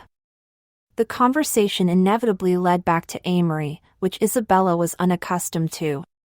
After all, the only two people who knew the full extent of her situation now sat before her eating the handmade fresh pasta and drinking wine. Isabella did not mind the company, but now she was having to face her anxieties and general heartbreak as the days passed without Amory at home with her. Leaning back in the sofa, Isabella refused to look at her friends as the subject shifted to the man missing from her house. She stared at the painting on the wall rather than look into their eyes as she finally began to be honest with them. Isabella groaned. "Annie, I love your brother, but I don't need him to stress me out. I wasn't going to keep him around. My body has enough stress as it is, and I've got the stretch marks on my stomach and ass to prove it." Annie laughed at the joke, but patted her leg with an empathetic expression. "My brother is great most of the time, but he has a thing about not seeing the world for what it is. He's lived his life in movies for too long." Lizzie nodded. "Most guys have unrealistic expectations about women, but he just has them about life. In some ways you could call that a good thing, but right now it does pose a problem for you. It has just been so long since I have even seen him. Although it is because we are both such busy people that I do not really see it until I look at the calendar, I just do not know how this has gone on so long. Guys, I do not even know where to begin, but I know that I cannot give in after all this time." "No, don't," Anne told her. "Amory is so stubborn. He was the same stupid way when we were little, but you might have to push him, Bella. I think with him so flustered with work that he won't take time to realize what went wrong. He might not even remember why you fought in the first place." "But I'm not his mother." "No," Anne sighed. "I am."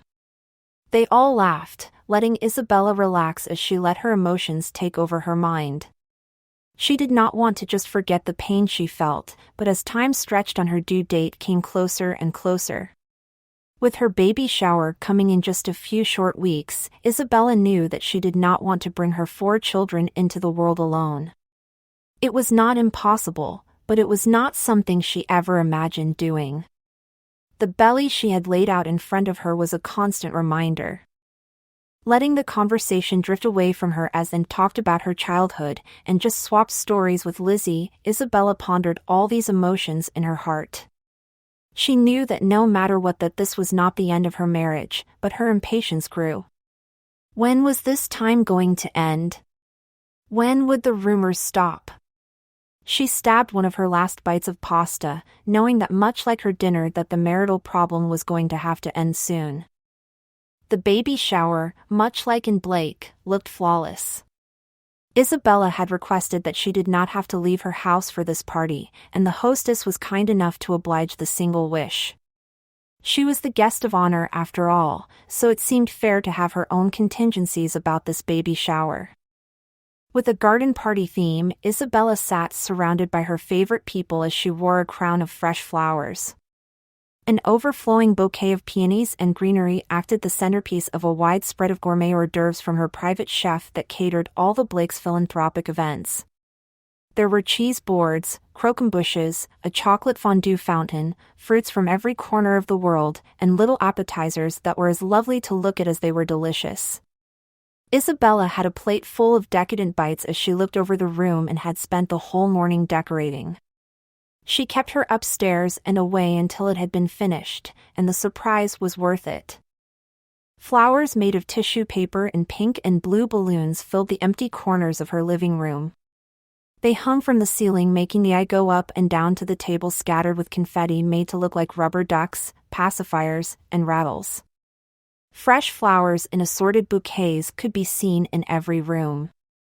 There were even pink roses in the powder room under the stairs.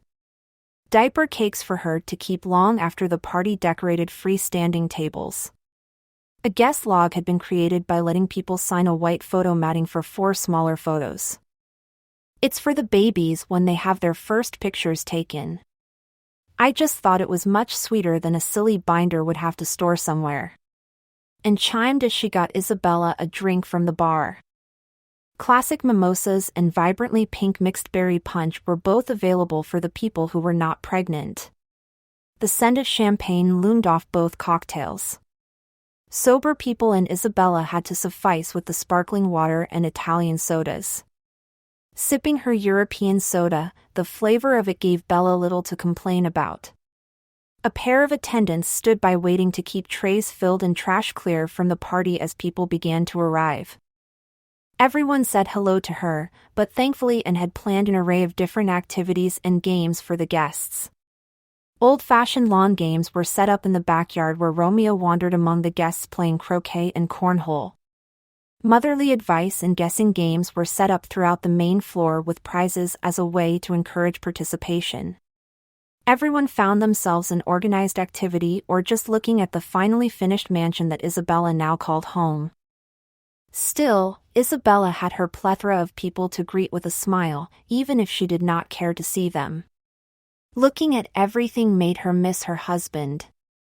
She wanted to call and tell him about the festivities, and she kept catching herself thinking how she would gush about it as he fixed them dinner. Shaking the thoughts away, Isabella knew to put on a show. She did live in Hollywood after all. Cousins of the Blake family arrived first, bringing along a rocking horse that stunned Isabella to look at. Her friends from college came that she had not seen in years. Old sorority sisters decked out in their pink and green fawned over Isabella as they each told her about their lives. Colleagues from her old practice and the university arrived, happy to be welcomed to the party. Even Isabella's mother drove down from San Diego to see the party, but was leaving to check in on the twins in Malibu before she headed back up. "Mom, you can stay here. There is plenty of room." Bahati smiled, patting her daughter's cheek as she replied, "I know, Isabella, but your brother Kai has the flu." Isabella nodded. "He might kill himself if he tries to take care of himself. I have to take him to the doctor tomorrow morning, but I will give them both your love." "Thanks, Mom. You look so beautiful, honey." "Have I mentioned that?" Isabella shook her head, saying, "No, Mom, but thank you. I don't always feel beautiful these days. My growth is starting to get exponential." Bahati nodded. "I remember the twins gave me a lot of trouble before they were even born. I should have known that they would always be a handful, but you were always my fearless independent girl. You traveled. You hiked. You explored everywhere I let you go. I'm so happy that spirit never left you. Maybe your children will be little adventurers as well. Would that not be just wonderful?" Isabella smiled. "I think so. What does Amory think? Where is my favorite filmmaker?" Isabella sighed. She never told her parents about Amory. The only people who knew at the party were Anne and Lizzie. It was unavoidable with Anne, but Lizzie only knew after she asked at the sonogram 2 weeks before. "He's traveling. He has been so busy with work. I don't get to see him as much as I would like, plus between you and me, Mom, I think the pregnancy has been making things a bit stressful between us." Empathetic, Bahati nodded with understanding as she replied, "You've got a lot on your plate. I had such a temper when I was pregnant. It's those wretched hormones. Don't worry, darling, if something is wrong, you will sort it out. I have faith in you." "Thanks, Mom," Isabella said as she gave her bubbly mother a hug. "Now, if you do not mind, baby girl, I am going to break into that lovely tower of French pastry." Isabella laughed and replied, knowing she could not deny her mother's sweet tooth. "Go ahead. Be my guest." Bahati beamed as she went to work on the one thing no party guest was touching. Isabella could see that she was not the only one eager to explore. Her mother looked unafraid as she chatted with the younger women and got an attendant to help break into the sugary concoction cementing the pastries together. Isabella took her little plate and sat down on the sofa. It was not before long that people congregated in the living room around her, and when every guest arrived they went into the display of gifts. All the women oohed and awed over the array of onesies, designer blankets, and baby gifts from places as far as Tokyo and Paris.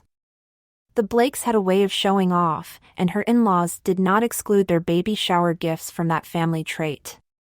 Isabella enjoyed the more practical gifts more, but smiled brightly as she thanked each person.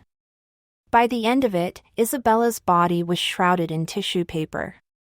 The attendants came and quickly cleared away the wrappings and trimming from the gifts as women uncrowded the living room and went back to the party. Everyone was laughing and enjoying themselves without noticing she sat alone. Isabella's feet were tired, and she was fine to keep herself company. However, Amory's mother remained seated in her chair. Isabella had hardly noticed or heard her since the party arrived. It seemed uncommon, and it made her wonder if something was wrong with her mother-in-law. Her gaudy makeup did not make the usual mask on her face, and the woman looked almost sober. Isabella greeted her calmly, not knowing what else to do. "Hello, Valentina, how are you?" Isabella offered with no expectation of having the interaction going much further than this one nicety. "Are you enjoying the shower?"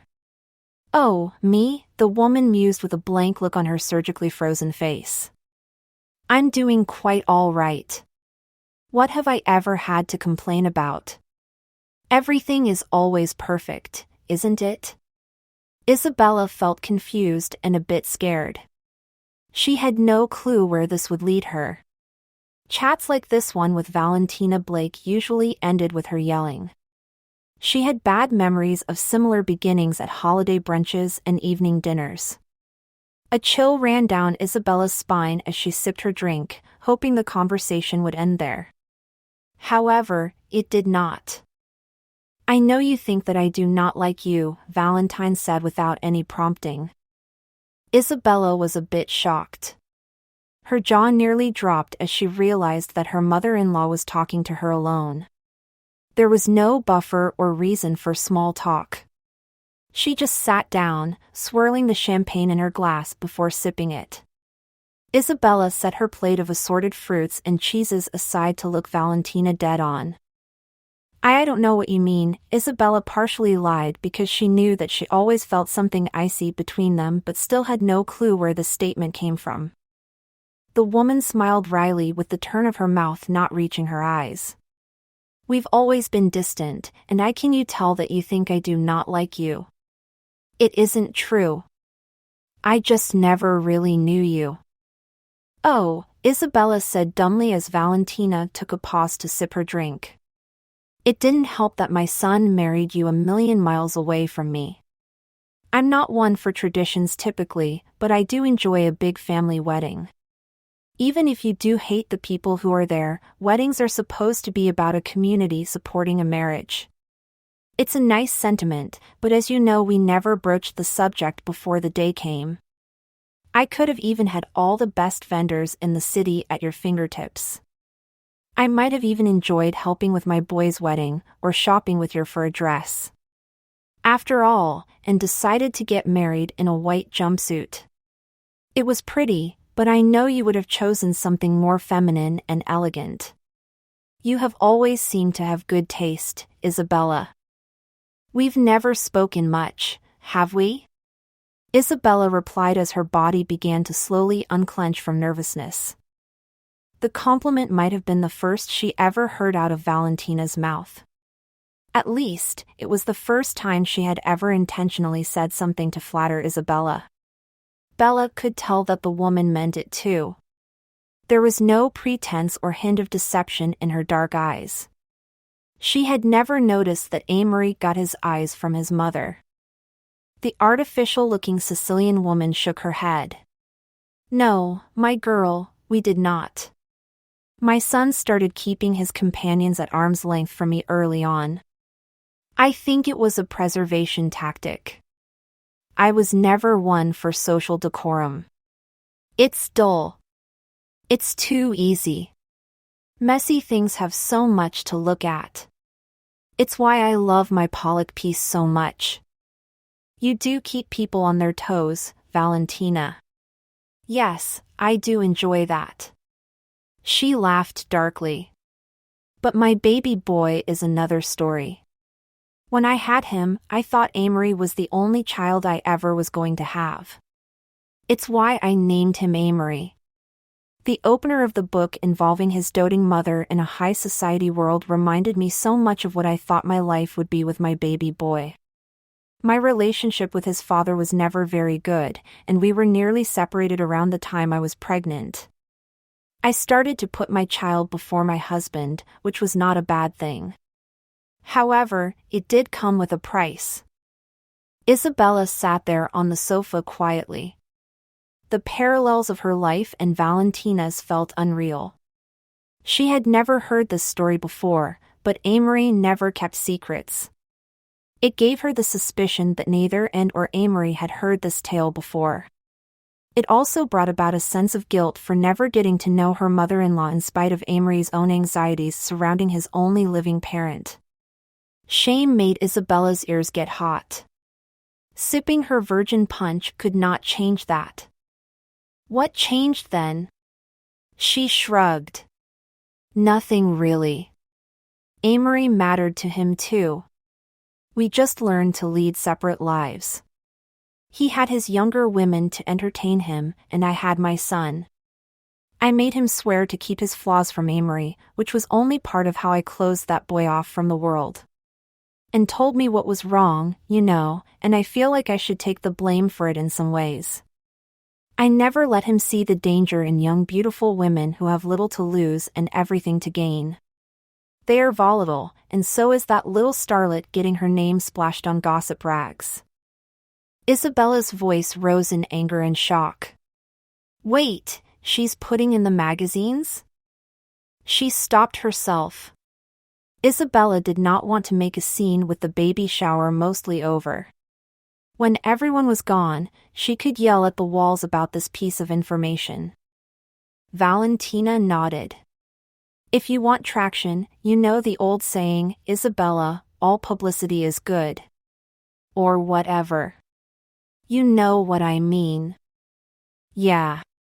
Isabella was fuming about that brat. But my Amory is not like his father. You also have me to thank for that.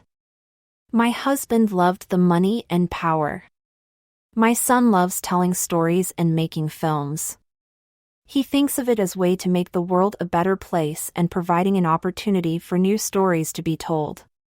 He's wrapped up in a dream I made for him, and that too came with its own costs. Still, I think if anyone can bring him down from his dream cloud without bursting his rose-colored bubble, it would be you, Isabella. How come? Because I see myself in you. You aren't afraid of money or social status. You don't give it power. You love Amory, and you love your children. You just have to strike a balance between the two. Still, if there ever comes a day to do it, always pick your children. Isabella laughed. My mother once told me something similar when I was a teenager taking care of a flour sack. Valentina shared her laughter as the smile finally reflected in her eyes. She stood up quickly after finishing off her drink, saying, Bahati Torres is a clever woman, and I need to find more wine. Thank you, Valentina, Isabella said quietly. But your story does make me ask, if you don't mind answering, how did it come about then? Her mother-in-law gave her a genuine smile. A family trip to the coast of Portugal and too much port wine. It was not too long before the place had been drunk dry that the party began to fizzle out. Catering staff cleaned up the house quickly as Isabella slipped into something more comfortable. She pulled up her braids into a bun on her head and tied off a bandana around her head. Pulling a terry cloth sweatshirt and fleece leggings over her wide belly, Isabella felt like an off-duty Rosie the Riveter. When she came back down the stairs and had just ushered out the hired crew before departing herself. "If you need anything, let me know.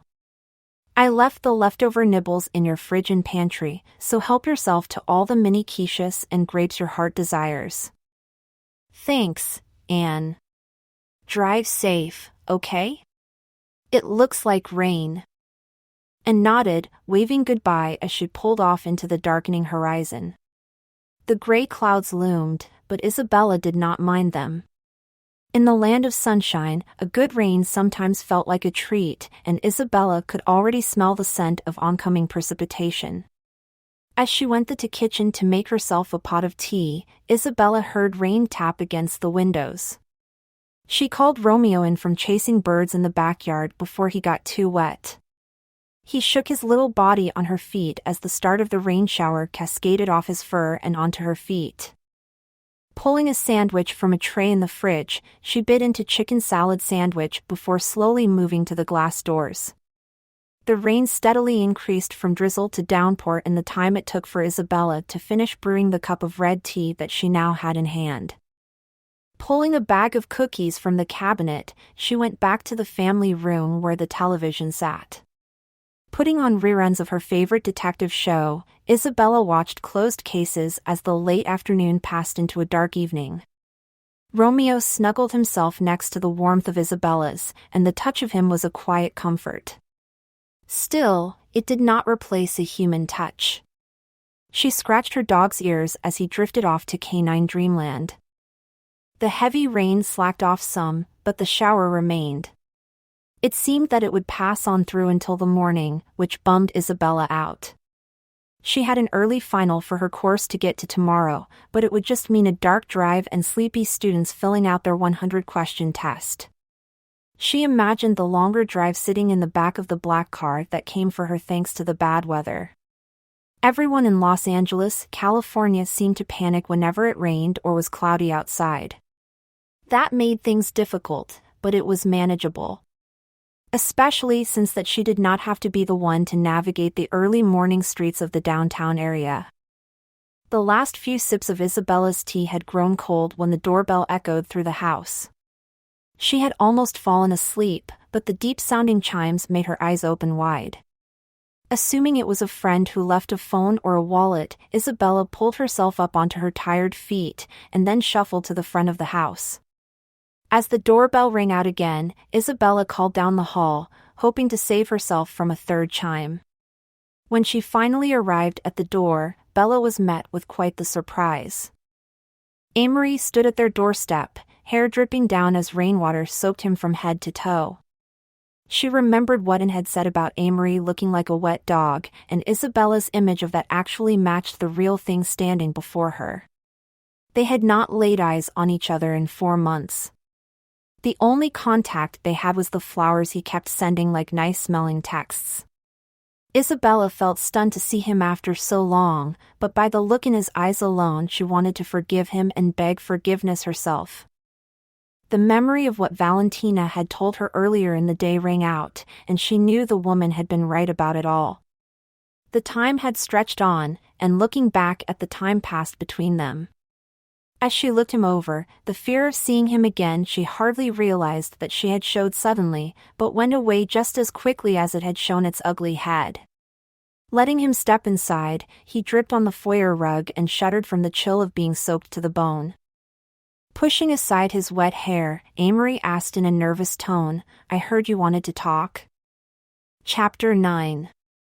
Isabella found him some clean clothes and a steaming cup of tea to warm him from within. They sat down in the kitchen, and Amory clutched the mug in his hands that he had once used nearly every morning before work. The television was still glowing where Isabella had left it paused in the next room. The house felt quiet, and there was a stillness between them as Amory sipped his tea. Rain created a gentle white noise as they sat in silence at the counter, but it did not change that neither of them knew where to begin. It was Isabella who finally broke the silence. So who called you? Anne? Lizzie? Isabella asked while she tried to keep her tone light and happier. Who have I to thank for doing the thing neither of us did? It was my mother actually, Amory admitted. She told me some weird stuff, but she also insisted I come visit you. Isabella nodded. She told me an interesting story today as well. I don't think I ever had such an intimate conversation with her. She can be funny that way. I always thought she was just someone who cared so much about the wrong things, but she doesn't.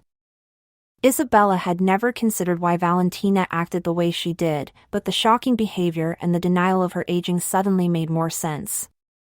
Me too. She cares a lot about you, Amory. She was worried our problem might be a bit her fault. I know, he sighed. I think she was right. Isabella raised her eyebrows. Really? I fired Starla St. Clair last week.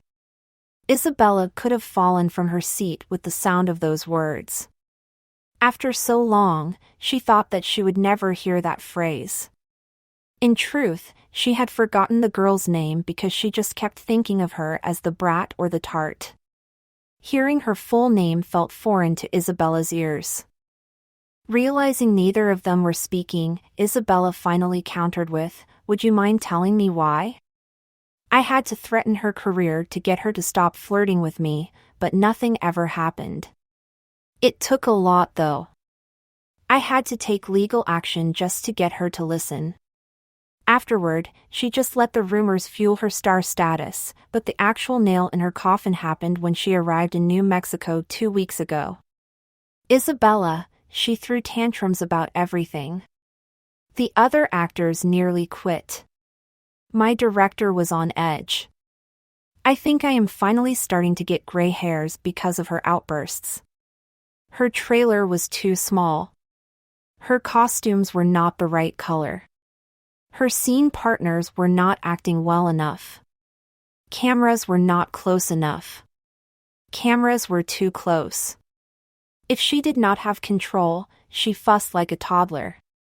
I finally had to throw in the towel with her and rip up her contract. Her failure to perform means she'll only get union wages for her time spent, but I'm back in Los Angeles doing a quick recast before we run out of time in New Mexico. So, you're going to be leaving again?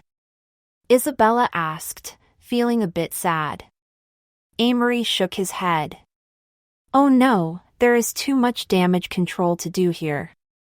Her agent is threatening to sue us, and the romantic involvement rumors make it all the more murky in litigation. I have to stay here and set things right. Isabella, I wished I had listened to you sooner. I was a complete idiot about everything, and I missed you so much. That was the worst part. You weren't there to say the right thing or take me down a peg. You balance me, Isabella. I need you in my life. Amory slumped forward on the counter, looking like a broken shell of himself. Life had given him a good beating around his ears and seemingly every other part of him. Pity overlook Isabella. She slid off her kitchen counter stool and wrapped her arms around him. The feeling felt familiar and good. Nobody really touched her anymore. The little kids in South Africa used to hug her all the time and the old ladies gave her kisses on the cheeks, but since she sent Amory away, all the human contact she lacked warm. Even Anne's and Lizzie's hugs felt a bit distant, neither quite as warm as Isabella's husband. Leaning into the touch, Amory pulled himself off the stool to hold her closer. Isabella pressed her face against his chest, and would have drawn closer to him if not for the barrel she had swallowed 6 months ago keeping them at a certain distance. It made Amory laugh. I hadn't really thought about how big you were going to get. What did you expect? He shook his head. I dunno. The only person I have ever seen pregnant was Anne, and she never even got this big. I'm not even that fat. Who said anything about fat? You still look beautiful to me, Bella. Who said fat was ugly? She teased him, making him unsure of himself. Running his fingers through his hair, he said, Gosh, Isabella, I only meant. It's just you said it with such a negative. He trailed off. Isabella rolled her eyes, while laughing at his flustered state. Pulling away from their embrace but still holding his hands in hers, she looked him in the eyes with the most earnest expression she could have mustered. I'm sorry for sending you away, Amory. I hate that it took this long. I probably would have been back sooner if the company had not decided to start imploding. Still, I cannot help but feel like I should have reached out sooner. I was too stubborn about it, and it was wrong of me to punish you like I did. He smiled. I'm just glad to be back in this house, and I got to miss all the tedious decorating. Maybe it was a good idea for me to go after all. Oh, shove it, Amory Blake. Isabella scolded him as she playfully pushed him away. Amory just laughed and asked, Can I make you something to eat? Are you hungry? Isabella groaned. Oh my God, constantly. Making him laugh harder, Amory set to familiarizing himself with the kitchen. He hunted for all the necessary tools and ingredients to make something for them both.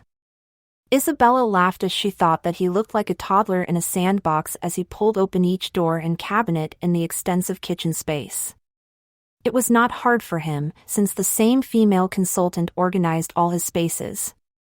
Everything was placed to maximize efficiency, and Amory knew the drill. Opening the fridge, he chewed on his bottom lip as he looked over his options. How about breakfast for dinner? My omelets, as you know, would have made Julia Child herself weep. Isabella laughed as she pulled herself back up onto the stool, replying, I don't know about that, but they are pretty good. He grinned triumphantly. I'll prove it. I am going to make you the best omelet you ever tasted. Isabella played along, watching her husband put on his show. He let the butter melt in 2 separate pans as he dramatically whisked several eggs together.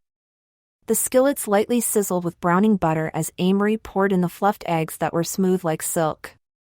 He sliced up the cheeses from the party into even finer little pieces and sprinkled them in before letting the eggs get rolled up. Gently shaking both pans, he simultaneously rolled up both omelets and then quickly fished out plates before they became overdone. Isabella gave him a small round of applause as he finally gave each creation a sprinkling of salt and pepper. Giving a quick bow, Amory said, Dinner is served, my dear. They had fallen back together in a matter of moments. There was no need to argue or go in loops deciding who did what wrong. As Isabella looked into his eyes, she felt at home once more, and there in her happy place nobody needed to apologize. They only had to move forward together. For now, they only had to move back toward the couch. Picking out a movie, they streamed a favorite of Amory's. It was good to hear him laugh, and Isabella actually enjoyed the movie too. Going a few months without seeing it made the jokes feel a bit fresher, so she could actually laugh along as well. The credits began to roll, and Isabella leaned into Amory's chest. She felt whole again as she took in the scent of his cologne and the laundry detergent he liked. Being there with him brought a wholeness to Isabella's heart. She listened to his heartbeat in the quiet of the room. Romeo had wandered back to the kitchen to eat, leaving them alone in the stillness of their house. You know, Amory said, breaking the soundlessness of the space. There is one thing I keep meaning to do, and it kills me that I have not yet. Isabella turned around to look at him and asked, What are you talking about, Amory? He took her face in his hands softly, brushing a stray lock of her hair from her eyes to gently tap behind her ear for her. Isabella felt locked in his gaze as his very intent expression grew closer, and finally their lips met. The sensation could only be described as if Isabella had just realized she had been starving or dying of thirst. She had found an oasis in the desert as she explored the taste and feel of his kiss once more. Isabella had known that the feeling had been missed, but until they met there she had not realized how deeply and intently the longing had been in every bone of her body. She wanted more. She needed more, and finally it gave her cause to pull away. "Do you want to see one of the bedrooms?" she asked with her face barely leaving his. "Yes," Amory answered without hesitation. There was no time for Isabella to pull herself up the stairs. The momentum in her aching muscles would be lost to the agonizingly tedious exercise of climbing. Instead, she pulled him to the guest suite on the main level just down hall and off the sunroom. Inside, there was a wide fluffy bed and a fresh pastel floral bedding that had never been slept in, and Isabella was eager to mess up the pristine picture. Letting him sit against the best, Amory started to pull away her clothing, but doubt made her hands reach for his. He looked into her eyes, his longing clear. However, as Isabella became aware of her body, there was a nagging insecurity that began inside of her mind. She did not have the same allure that she once did, and the thought did not come to mind until she found herself on the bed next to him. Her body wanted this, but her fears held her back. "Wait," Isabella paused and caused Amory to frown as she continued, "I don't know if I want you to see me like this." "Bella," Amory sighed. "I will always find you attractive. Your size or the marks on your skin won't change that." "I know, but it's such a change. I just don't want my self-consciousness to ruin this. Should I not look at your body?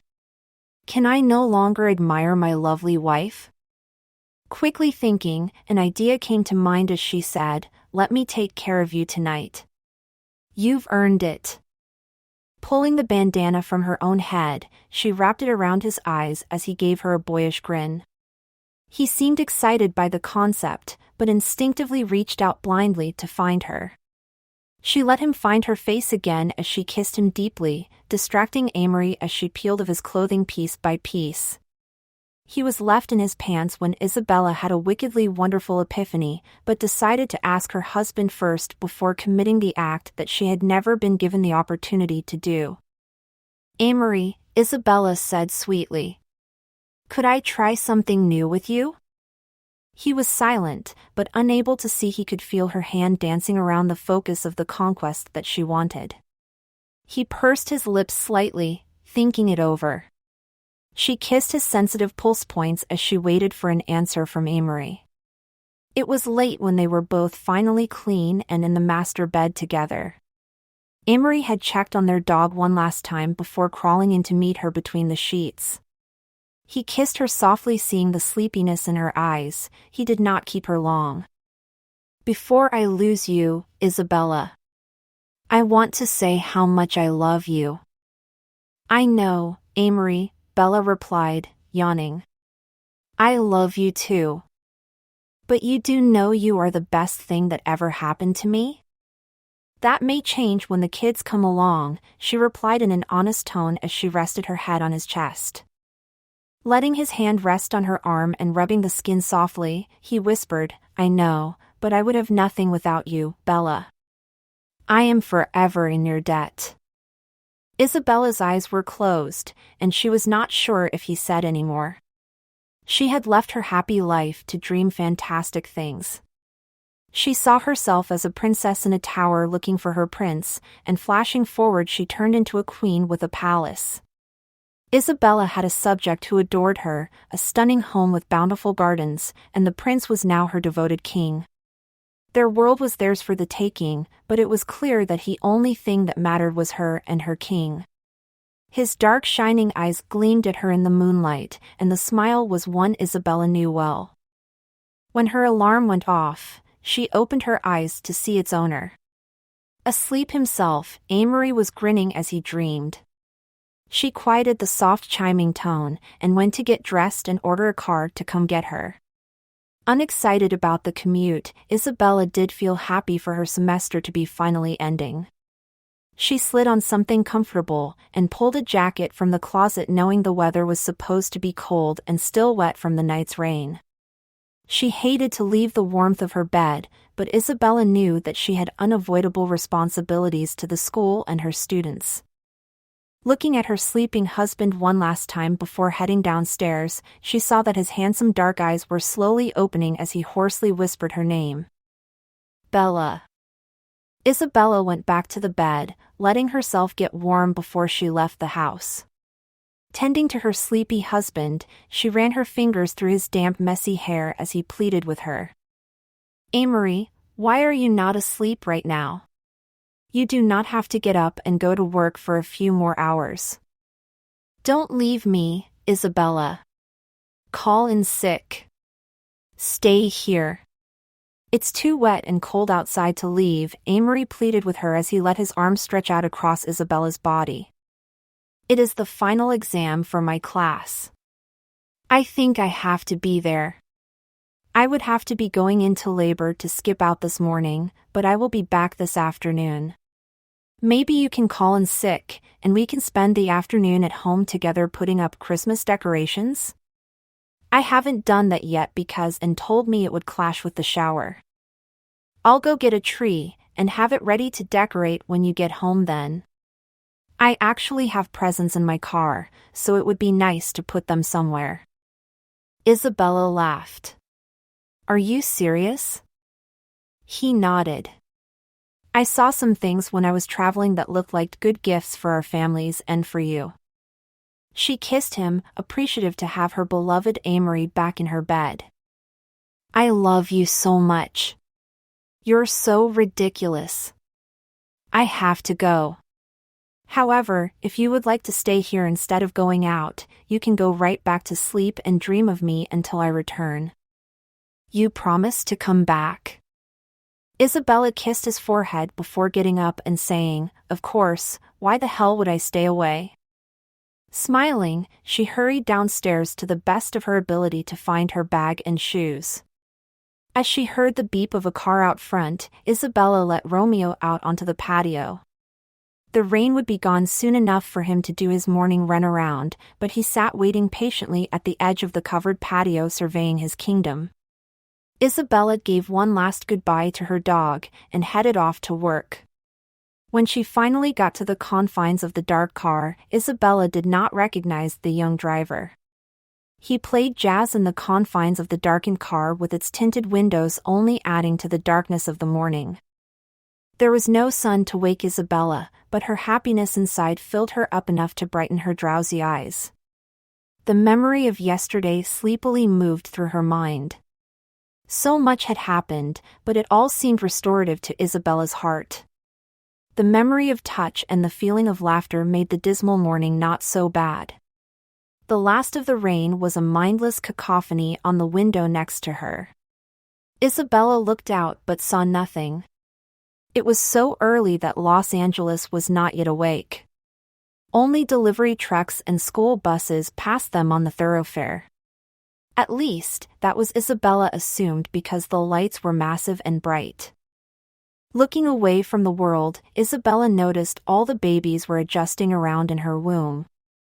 The feeling of tiny kicks against their confines caused Isabella to hold them close. She wrapped her arms around her stomach and did her best to soothe her children by letting her fingers caress her own skin. As the 4 little babies began to calm back down, Isabella began to think about what she would call them all. There was a faint memory which came to mind. Long ago, over a few drinks, she and Amory had talked about giving them names of classic Hollywood actors and actresses. It had seemed so fitting for their lives, and even sitting there sober in the car, Isabella felt it was a good idea. Her mind began to wander with the idea of different film icons with names that would transcend into the modern era. Isabella came out of her thoughts as tires began to screech as the car swerved in a different direction. She looked up to see bright white lights hurtling toward her side of the car. Everything happened so suddenly, but at the same time the world began to freeze. Isabella could see it all unfold down to the microsecond. She watched the metal crush into her side of the car with the impact just behind her head. White bags exploded around her, hitting her sides. Pain shot through her ribs and her arm now pinned against her body. Isabella stayed firmly strapped into her seat as everything else went flying. Her phone flew past her eyes and nearly hit her in the face. Glass exploded all around her as the world began to spin. Isabella was turning faster and then slower, everything twisted around until the box of crumpled metal thumped against something. Everything was suddenly so dark after being blinded by light, and someone was screaming. It took her a moment to realize the ringing screech was coming from her own lungs. Had she been screaming the whole time? Her arms were clasped around her as she laid strapped into the chaos. The airbags had deflated and now began to shroud her as her voice went silent. She could hear groaning from the driver. Isabella heard sirens as red and blue light began to cast across the damaged shell of the former car. She wanted to hold on. She felt like she should, but her body was overwhelmed by emotion and stress. The world began to fall quiet as her eyes softly closed. Chapter 10. Amory was half asleep when the phone rang and was almost too haggard to answer it. He did not recognize the number that flashed up on the screen, but a sudden pang of worry in his heart told him it was important. A calm-toned young man's voice sounded on the other end of the line. "Is this Mr. Amory Blake?" "Yes." "This is him." Amory grew suspicious as he knew this was not a prank call. Something was wrong. He could feel it, the drumming of his heart as it began to pound against his chest. He waited for a response with bated breath. "Sir, your wife has been in a vehicular accident and is being transported to St. Mary's Hospital. A police escort is en route to your home." Amory's heart fell. His body was crumbling to dust and his soul shattered as he only imagined the worst. He needed to get there. He needed to see her. If Amory could fly, he would have jumped out of their bedroom window, but he was bound to human limits. "Can you tell me anything else? Is my wife stable at least?" "I'm not a medical professional, sir, but it is reported that she was pregnant." "Correct?" "Yes." "Well, I can say she did not show any serious damage in her abdomen area, if that gives you a better understanding." "Okay." Amory felt breathless. The siren sounded off in the driveway. The dog was barking at the door, and Amory quickly opened a can of dog food and let Romeo out into the garden before throwing on some clothes. He found jeans and a sweatshirt first, so he pulled them on his body as he jumped into the state police car. A man and a woman filled him in on the details of the event. A bakery van had its brakes die and it T-boned Isabella's car on the passenger side, with the direct impact happening just behind the back seat. The car had rolled into a median guard after crossing 2 lanes of traffic and nearly taking out another car in the process. They found her unconscious upon arrival, but still breathing. However, emergency services were concerned about any internal damage affecting the fetuses inside her. There was a question of an emergency cesarean section. "It's why we were so concerned with making sure you got to the hospital to meet the ambulance." Amory felt numb. Part of him wanted to cry, but he had to remain strong. The unknown of it all haunted him as they drove through the dim morning light. For a moment, Amory realized that her students would be waiting for their exams with nobody coming to give it to them. What would they think of their professor? Would they even consider the reality of the situation an option? Who could believe this had happened? Amory hardly believed it himself. Everything had been so fragile for so long. He only had just won her back after his naivety had kept them apart. He felt stupid for letting their separation last so long. He should have been at their door the next morning with roses and a heartfelt apology. He should have agreed to fire Mississippi St. Clair the moment Isabella asked, but Amory had forgotten how precious life itself really is. He had forgotten those moments could always be their last ones. Isabella could have died with him never telling her how spectacular or intelligent she was. He could never have told her how her hand cream reminds him of home now, and her smile is what he dreams of. He would never have admitted how inadequate he sometimes felt next to her and her accomplishments in life. All these thoughts ran through his mind as the car raced through the streets. Isabella was beautiful and fierce. He loved her, and Amory almost lost it all. As they arrived at the emergency room, an officer came around and let him out of the car as he began to race through the doors. Looking for someone with answers, he raced from desk to desk looking for a sign. A resident pointed him in the direction of where his wife was. She was already in an operating room in the women's hospital. "I need to see her. Please." "Sir, I'm sorry, that is not possible." "Why?" Amory was still catching his breath from the growing fear, and asked with a haggard, dry voice. "What's going on?" His anxiety made his pulse climb as each nurse looked at the other with no answer. "Mr. Blake, please calm down," an older black woman said in a stern tone. "I'm Leah Goodwin, head nurse of this ward. I can explain if you will just sit calmly for me right through here." She ushered him into a powdery room with fanciful wallpaper and fake wood tile floors.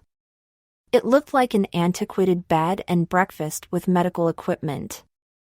Leah pointed to the pair of practical lounge chairs sitting in the corner of the peach-colored suite that appeared cheerful in spite of Amory's inner turmoil. "Your wife is all right, Mr. Blake." The airbag, however, caused for the babies go into fetal distress. At least, that is what is believed to have caused this. Now, that means their heart rates were lower than we like, and the doctors were concerned with any internal damage. Both the mother and the babies can recover better if the delivery happens now. Our natal intensive care unit is prepped and waiting for the arrival of your children, and after we get your wife stabilized, she will be brought here. I suggest you take a moment to collect yourself, while I get you a cup of water. When you think you have the strength, you can make any calls using the guest phone in the lounge. Any nurse will be happy to help you, and if you need me, just ask for me at the desk. The woman stood from her chair, and quickly Amory took her hand. "Mrs. Goodwin?" "Yes, Mr. Blake?"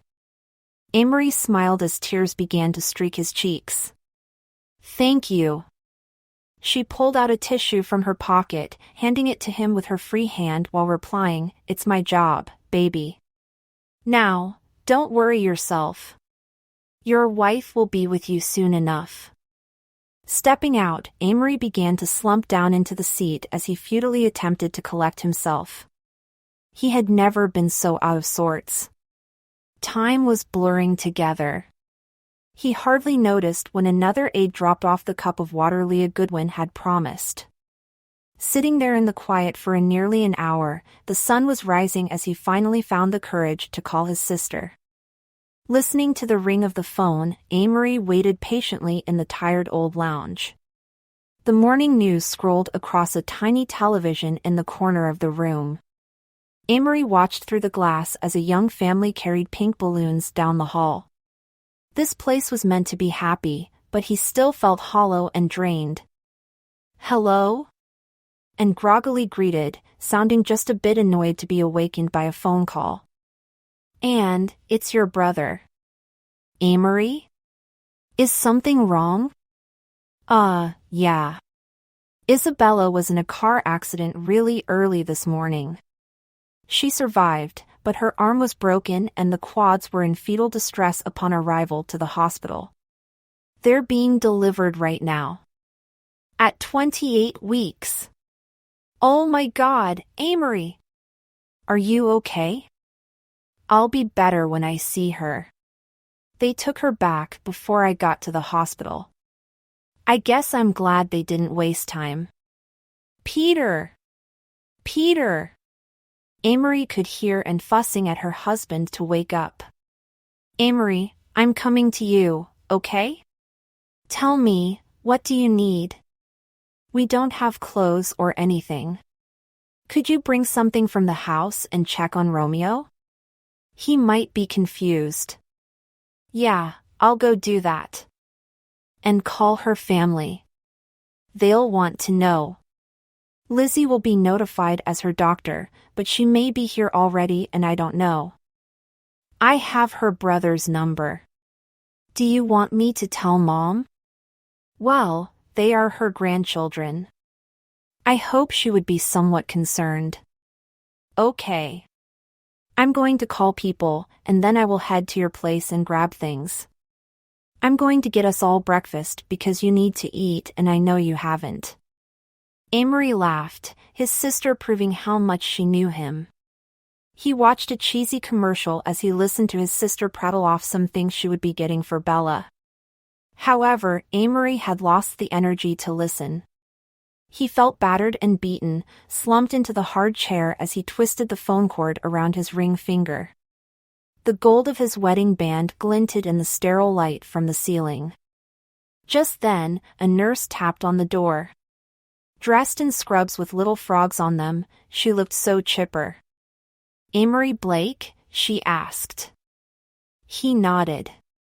Would you like to meet your pair of twins? Pair? Yes, it seems the boys and the girls are identical, respectively. Oh. Amory was in disbelief as the first ray of hope shone inside himself since this whole ordeal began. He finally realized he was still talking on the phone with his sister. Annie, I gotta go meet my children. Oh my God, she squealed. Tell them hello for me. Okay, Anne. I love you, Amory. He smiled. I love you too, sis.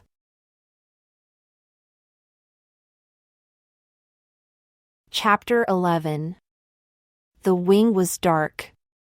Lit by deep blue lights, the only bulbs were in necessary places like in nurses' workstations and just in the plastic boxes that held 5 babies in all. 4 of them were his. The nurse helped Amory wash up, giving him instructions in soothing tone. He wondered if this was her natural tone, and if so the young woman had chosen her profession well. Another young man brought out a blue outfit that looked like something Amory had seen on television. The hospital wanted him to have on scrubs to protect the children's fragile state. If they had wanted, Amory Blake would have worn a hazmat suit. He craved to see his own flesh and blood, but he suddenly felt compelled to protect the tiny things at all costs. He could see them through the glass doors, swaddled and quiet. Elation and concern distracted him from his tired state as staff led him through the nook where they all slept. Amory did his best not to cry. They were better than anything he ever could have dreamed. No film or television series could fit the depth of this one emotion. He had seen moments play out like this before him on a variety of screens in a myriad of different contexts, but those screenwriters, directors, and actors had ever done the moment justice. These were his children. Have you and your wife discussed names for the babies? The nurse asked softly as she stood quietly beside him. We were just filling out the paperwork, and wondered if you knew. We can wait if you would like to discuss it with your wife. Do you know how long that would be? Amory asked with an unveiled sadness in his voice, unable to forget the horror that had been racing through the back of his mind since first getting that terrible phone call. It could be some time, but don't feel any pressure. Amory laughed as a thought came to mind before asking the nurse in return, what would you call them all? Baby Blake 1, 2, 3, and 4? She politely laughed to humor him. It would be something like that, sir. He sighed, looking at them all. No, children should have names. All in a line slept Sydney, Clark, Lena, and Sophia. Each named after an iconic actor or actress. Amory had once talked about it long before they ever had children. He had suggested it as a bit of a joke, but Isabella had been enamored with the idea. They had not even discussed naming the children yet, but it seemed unfair for 4 babies to live without names for too long. Also, their early arrival to this world brought fearful doubting into Amory's heart that one might not live long enough to have a proper name from his or her mother. Naming them helped wipe that terror away from Amory's many jumbled and extensive thoughts about his current reality. While thinking it through, the nurse gave him some information about their birth that Amory now chose to commit to memory instead of worrying. Each baby was about 2 minutes apart, with the boys being older than the girls. Each had light brown skin and tiny curls on their head peeking out from little cotton hats marking their sex. All the babies' respective weights had added up to be no more than the Christmas turkey in the refrigerator back at home. Each sat in their own sterile little box swaddled by the doting nurses. Amory had no interest in the holidays anymore. The metallic red and green boxes under the tree seemed unimportant. These 4 tiny little things were his, and there was no better gift to know they were all alive and well. "When can I hold them?" he asked the nurse who had returned to have him sign some papers. Amory found himself unable to leave their side. "If they're stable when your wife wakes up from the anesthesia, we thought we would bring them to her room then. Your babies are small, but upon examination everything seems well developed. They will just have to stay in hospital to keep an eye on them and away from infection. As you may have already guessed, their immunities are quite fragile. The outside world would be too much for them as they continue to develop," the frog-clad nurse explained. He nodded in understanding, and followed up with, "When will she be back from surgery?" Probably soon. We just got word she was out of surgery. She might be in her room even now." Amory's eyes widened. "Is it all right if I leave them here with you?" The nurse laughed as Amory gestured to the quads, but she answered politely, "We will take good care of them, Mr. Blake." He smiled, and began to peel off the surgical mask and gloves they gave him to wear in the intensive care ward. He nearly got turned around, but sure enough a team of nurses was hooking up Isabella to the equipment in the peachy room. Her arm was in a sling, and she was covered in faint bruises. A scratch traced the outline of her face like a horrific caress. It was amazing she was still breathing. A pair left the room with a breathing device as another secured a line of oxygen to her nose. "You must be Mr. Blake," a young man checking her vitals offered as he noticed Amory's presence. "Your wife is quite the trooper. She should be able to hear you, but I don't think she'll be one for conversation." "That's okay." Amory reached out and found her hand through the sheets. It was cool and unreactive to the touch, but it still left like home to him. He watched her eyelids flutter as if she were deep into a dream, and then they came alive slowly but surely. Isabella's eyes were half open, but they saw him. Amory could feel it. Even in this sterile place, the look of Isabella was like sunshine. "Belladonna," Amory said softly as a smile played at the corner of her lips. "I just saw our children. They're more perfect than I ever could have imagined. It's 2 sets of identical twins, but they all have dark soft curly hair and are much more attractive than me already." Isabella laughed once, but the drugs stopped her. Her throat was raspy, and she had very little power behind her voice. Amory had no clue what she was saying, but Isabella finally found the strength inside her to softly squeeze his hand still holding onto hers. The pressure of the touch squeezed his fingers together. It gave him a sweet relief. His wife was going to be okay. "Mr. Blake," he heard behind him. An older man who looked like an aged Buddy Holly smiled back at him. "If I may introduce myself, I'm Dr. Frankel. I performed your wife's cesarean section." "Oh, well thank you," Amory replied as he was unsure of how to respond. "I just wanted to let you know your wife did beautifully. Her internal trauma was minimal, but enough that we did feel the infants needed to be removed. Dr. Torres' body would have had the stamina to support a pregnancy and herself, but it seemed that your children were very well developed as it is." Based on their progression of development, your wife might have had gone into labor a month early anyway. We did have to give her some prolactin to encourage breast milk production, so if she starts leaking before she is fully coherent, you will know why. Amory felt a bit confused as the man kept talking, but his words did reassure him. He looked back at his wife, still rather drunk on medication. At home, she would move about in her sleep, but here she remained perfectly still. Amory wished she always could sleep so calmly. Did you inform her usual OBGYN, Dr. Harris? Amory asked with the sudden realization of Elizabeth. He had forgotten his wife's friend, but talk of birth and pregnancy brought her to mind.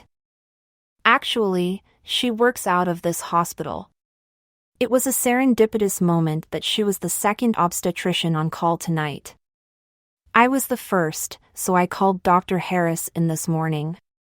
She was able to assist with the birth, since this was quite a procedure. I have only seen 4 babies from one pregnancy one time previous to this birth. It's actually a record for this particular hospital. You should know your children are local celebrities here. How fitting for Los Angeles, Amory joked. I mean, I did want a big family, but I never thought I would have 4 at once. Dr. Frankel smiled. Well, they're all beautiful. You should feel proud. The man rested his hand on Amory's shoulder, sending a soft wave of calm through him. Thank you, Dr. Frankel. I'm happy to do it, Mr. Blake. Now, if you will excuse me, I have another young mother of twins to visit before I head home. The 2 men said their goodbyes, and without a heartbeat between them, and showed up with her small family in tow. Annie, Amory sighed. Thanks for coming. I've got everything you need, and I picked up some breakfast burritos for us all. I saw a nice outdoor area on my way up. Amory hated to leave Isabella, but he knew what his wife would tell him. All right. Amory smiled, hugging his sister, brother-in-law, and little nephew who was still half asleep. You guys, I have a lot to tell you. Chapter 12. The worst of her scars had finally faded. Thanks to several prescriptions and visits to specialists, Isabella's body was back to somewhat resembling herself before the car accident. The crescent moon scar on her abdomen would never fade, but she did not mind that too much. It was a kind reminder of the 4 little hellions that she and Amory brought into this world. Lena and Sophia were rollers. Learning to pull themselves from belly to back, they had scared Isabella and their nanny a time or 2 by almost rolling off the sofa or the changing station. Their brothers, on the other hand, were grabbing everything at their fingertips. Isabella had to stop wearing earrings regularly as Sydney nearly ripped her lobe in the process of grabbing her. Clark was a bit more delicate than his counterpart, but he had more thrills from nearly choking on everything. All 4 of them laughed whenever another farted, which was an unfortunate trait inherited from their father. Still, Isabella loved to hear them laugh. They cooed and giggled nearly every day, and Bella was better for it. Between teaching her online course and going to work once a week for meetings and such, it was their little smiles and laughs that made the chaos of her life worthwhile. Tonight was a different story. Amory had arranged for the final cut of the Western film now called The Centennial for its 100-day timeline in the movie's narrative to shown in a private premiere for cast, crew, and special guests of the studio. Isabella was excited to be a special guest and got a new dress just for the occasion. It felt just a thrill to be out of maternity clothes and yoga pants, but as she slipped in one diamond earring after the next in the mirror, Isabella seemed to be a different person. It had been so long since she had worn normal clothing. The date nights had disappeared during the pregnancy and the strife between them, but that was now all in the past. The Blake family had a bright and bold future ahead of them as a family of 6, but Isabella had no regrets. She loved all 40 fingers and all 40 toes of their precious children. They were all going to be adventurous, creative, and intelligent, and Isabella could not wait to see what their imaginations and aspirations dreamed up for their own respective futures. Unable to resist, Isabella checked on each nursery, one across the hall from another. First, she entered the romantic woods her girls resided in. The soft forest wallpaper with its little painted flowers along the floor and the birds nesting among the gray and white branches gave the room such a comfortable feeling. The shade was drawn, and the owl lamp glowed on a floating shelf above the changing station. Each girl was in her own bunny pajamas from the Easter baskets her parents brought, and their little tails stuck up in the air as they snored softly on their tiny stomachs. Tiptoeing out, Isabella stepped into the mountain range belonging to her boys. The neutral plaid curtains cast nighttime over the mural of gray mountains around the room as Clark slept, but Sidney had his eyes open. He wiggled as he saw his mother, gurgling softly as she stroked his head before fixing his little knit hat back onto him. Sidney had been watching the dancing stars on the ceiling as their nightlight rotated a galaxy about the room. He was just getting old enough to be able to notice such things, and it seemed to fill his dark eyes with wonder. "You like stars, Sidney?" Isabella whispered to her son. "Maybe you can travel them one day. You can see the solar system and travel to other planets. That's an actual job.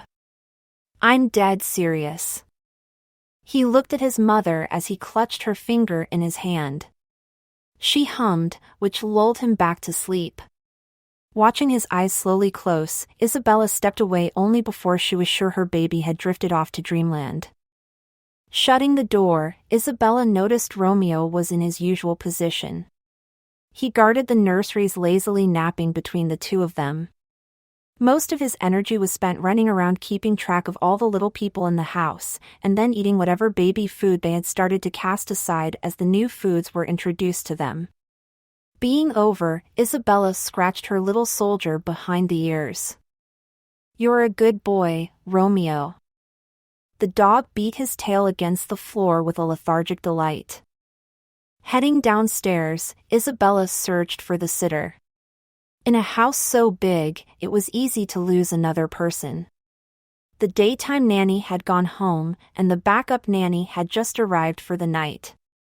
He was taking stock of the breast milk in the fridge and picking up the toys in the playroom for Isabella as she got ready. Charlie, a young student studying to be a pediatrician and working part-time with Lizzie Harris, had often watched the babies when Isabella had to go to work. The four in all were really a two-person job, but he could manage an evening where they mostly slept. Plus, Isabella knew an extra few dollars would not hurt a medical student. She said a quick hello and goodbye to him, knowing that he had everything in hand. Jack was waiting to take her to dinner before heading home himself. Isabella watched the lights of the city come alive from her window as she asked Jack where he could be taking her. "Can you give me a hint?" Isabella begged in playful tone. "I ask for so little."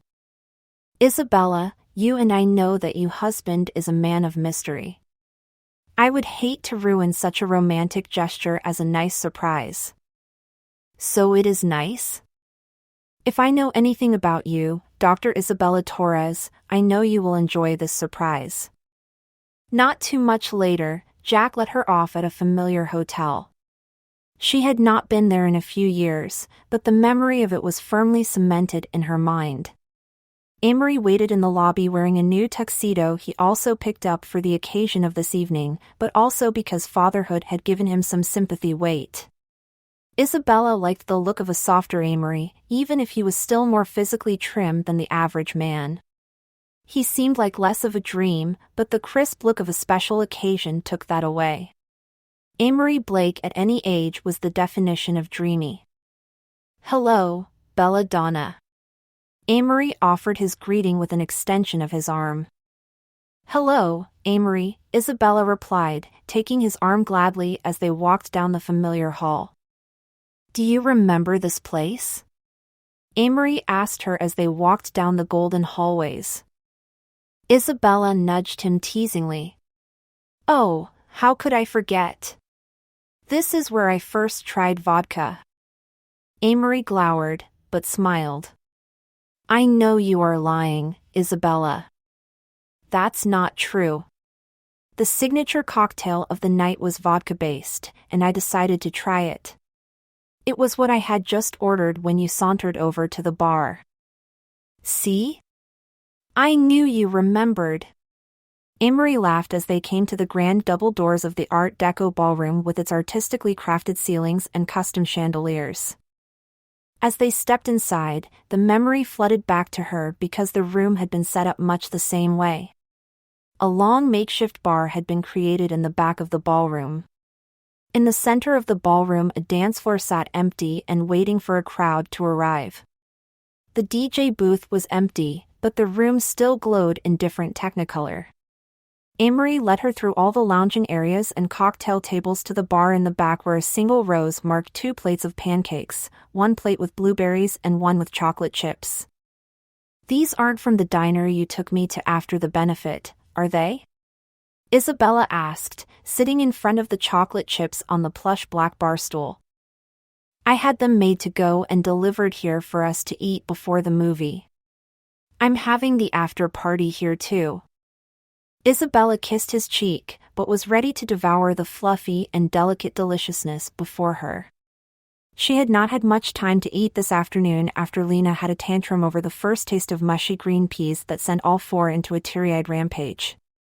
It had taken her and the nanny most of an hour to soothe them all back into a calm state.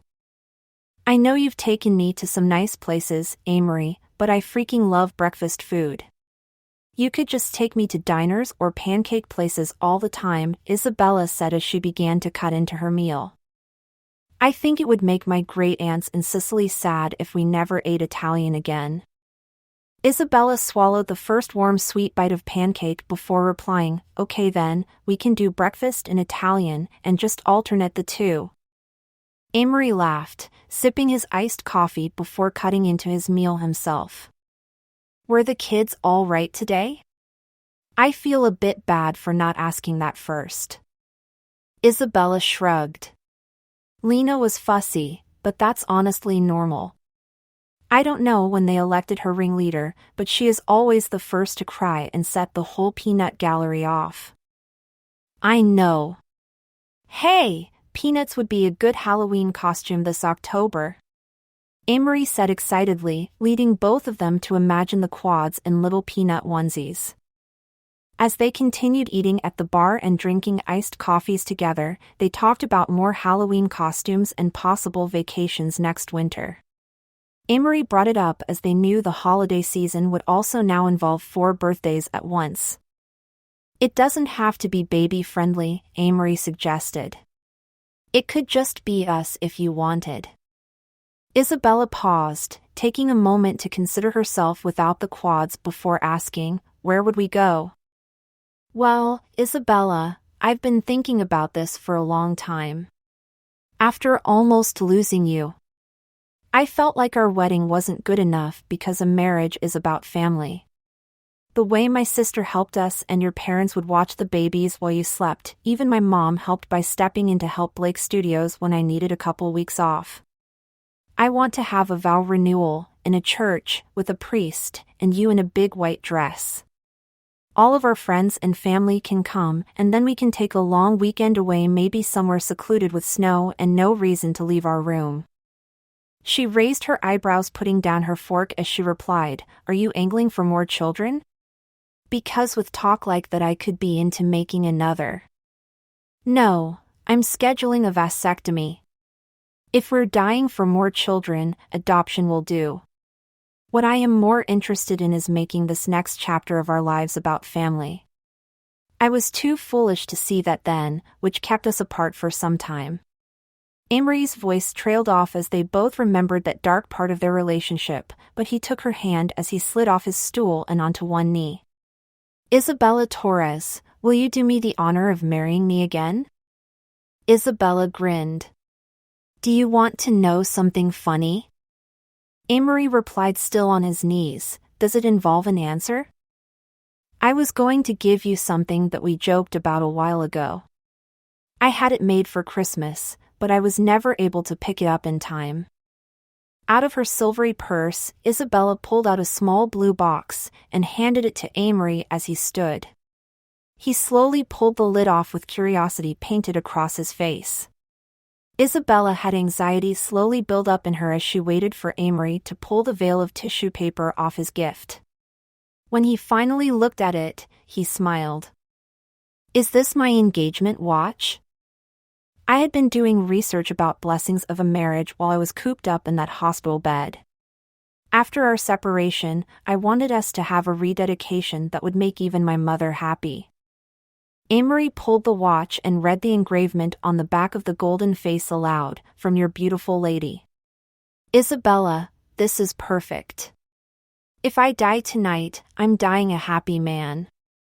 "Okay, and if you do die, I am burying you in those silk pajamas you never wear." "Great!" Amory laughed. "I'll rest in peace and comfort." Leaning forward, Amory kissed her without reservation. Traces of syrup still lingered on both of their lips and made the moment taste like maple. She pulled him closer to her, missing these kinds of nights.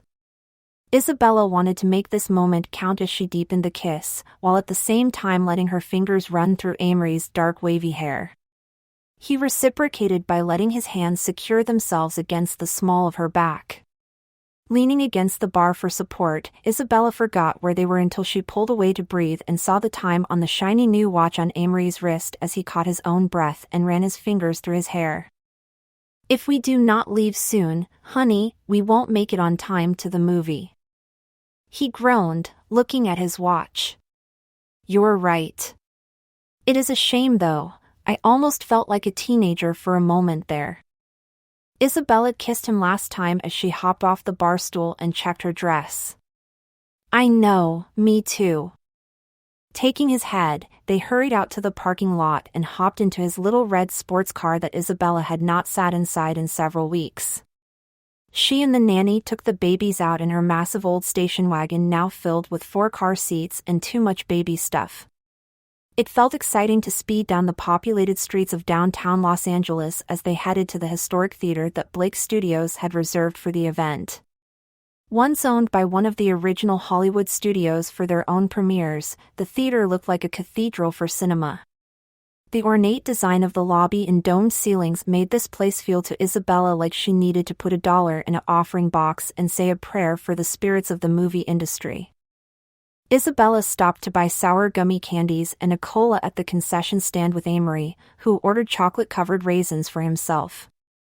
Cast and crew were talking animatedly around them, sipping drinks in the lobby before slowly filtering to their reserved seats. The cacophony of sound filled the grand space, rising upward and around them as Isabella and Amory decided they also needed popcorn. Eager to be seated, Amory led her through the crowd holding their tray of snacks. He handed her off to an usher who took her arm as Amory whispered in her ear. "I have to open the movie with a speech, but I'll be back before the film starts. I'll be looking for you in the crowd, Belladonna." The usher took her to the front row of the balcony where Anne and her husband Frank already were. More people were starting to filter in as it was 5 minutes before start time. Isabella could see the young Tucker Morrison being seated down the aisle from her, holding the hands of a charming young girl about his age. The way he made her laugh and the way she smiled told Isabella that these 2 young people were in love. She smiled as Anne finally noticed she was sitting next to her as Anne finally stopped talking on the phone with their sitter. "Okay, Jen, bye. Bella, babe, I feel like I haven't seen you out in ages. You look stunning. Doesn't she just like her best self in this ensemble, sweetheart? Hey, Isabella, you look great. Are you sure you had 4 kids? Isabella laughed. "If I did not have 4 kids, then there are a handful of little nuts in my house who do not belong to me. I have to say though, I really think our backyard yoga has helped me lose that baby weight. My physical therapist says I had one of the best recovery times of all his patients." Even Lizzie is insanely pleased with my internal healing, but I don't know if that has as much to do with the yoga. Meditation and low-stress activity can solve all problems, Bella. If I start hating the nonprofit life, I will use that compliment to open my own yoga studio. And said as she brimmed with pride over her small success. By the way, how are the squirts? I feel so silly for not asking that first. Oh, you know, sleeping, eating, crying, laughing, pooping, and then starting that whole cycle over again. They are all starting to move more though. I am getting nervous about them all walking soon. How will I keep up? You are going to have to hire a small army of babysitters. Anne laughed. You can build a dormitory for them all out behind your house. And Isabella laughed as the lights dimmed, and the few spotlights drew their focus down onto the large stage lavishly decorated by hand-carved detailing that reminded Isabella of a regal picture frame. After being announced by a disembodied voice filtering through the speakers, Isabella could see Amory down below charging up the stage as the audience applauded. Among his staff, it was easy to see that Amory Blake was a beloved and dedicated owner. He stood on a mark in the center of the screen, making him like a little boy surrounded by a field of white. Holding the microphone close, he clasped it in both his hands as he looked around the room and across the length of the balcony. Good evening, everyone. Thank you so much for coming to one of the most historic theaters tonight for an equally historic moment for Blake Studios. I wanted everyone to be in the same theater, so when I got word that every intern had somehow managed to use up the 10 guest limit, I knew I needed to rent the biggest place I could find. From the way you guys look from here, it seems that my event team was pushing it even with this place. Amory paused for the crowd to laugh, inviting them in with his smile as he continued with his speech. In all seriousness, this project has been special to me from its conception, and to have each one of the cast and crew to be so dedicated to it as well makes me just feel so wonderfully happy. I don't know what our future has in store, but I know by the look of this film alone that the future will be brilliant and wild thanks to the passion from everyone who calls Blake Studios their work home. I would thank you all personally, but we would never get to show the movie. Amory paused again, looking magical under the pink-tinted lights. His personality was fitting to the grand ornamentation around them. He laughed himself, looking around the room as it became quiet again. Instead, I hope you all come to the after-party I have thrown personally, which is me showing my love in the only way I really know how to, just spending money. Amory smiled, and across the room he found his eyes trained on Isabella across the expanse. To be so singled out by him felt embarrassing and thrilling as he finally concluded his speech. Lastly, I would like to dedicate this night to the love of my life, my darling wife, Dr. Isabella Torres. She is the one I know will love me through my triumphs and colossal failures. Like this film, our marriage is a passion project that I never want to see end. Thank you, everyone. Please, enjoy the film. Everyone cheered as Amory hurried down the stage. Isabella felt and pat her on the arm, and Bella glanced over to see her sister-in-law tearing up. The gesture had made Anne cry, but it filled Isabella with joy. Finally, Amory made it back to his seat a bit breathless from the hustling. How did I do? Amory asked with his face alight with adrenaline as he took his candy and popcorn from her. Perfectly, dear, Isabella whispered back as the theater lights began to fade into black. However, Isabella did not need light to find his lips. Instead of thanking him, she let her mouth find his in the dark. She let her hand caress the stubble of his cheek as she quietly let her kiss reflect his own sentiment. Isabella knew she was loved, no matter what came next for them or their family. There would be drama sure, but all she needed was simple moments like this kiss to prove to Isabella that it was all worth it. His strong palm held her hand there as the opening credits illuminated them both. The dawn broke over the bare and beautiful desert landscape in a dulcet evening, lighting the theater with warm rose tones. The long-awaited next chapter finally began to unfold. The end.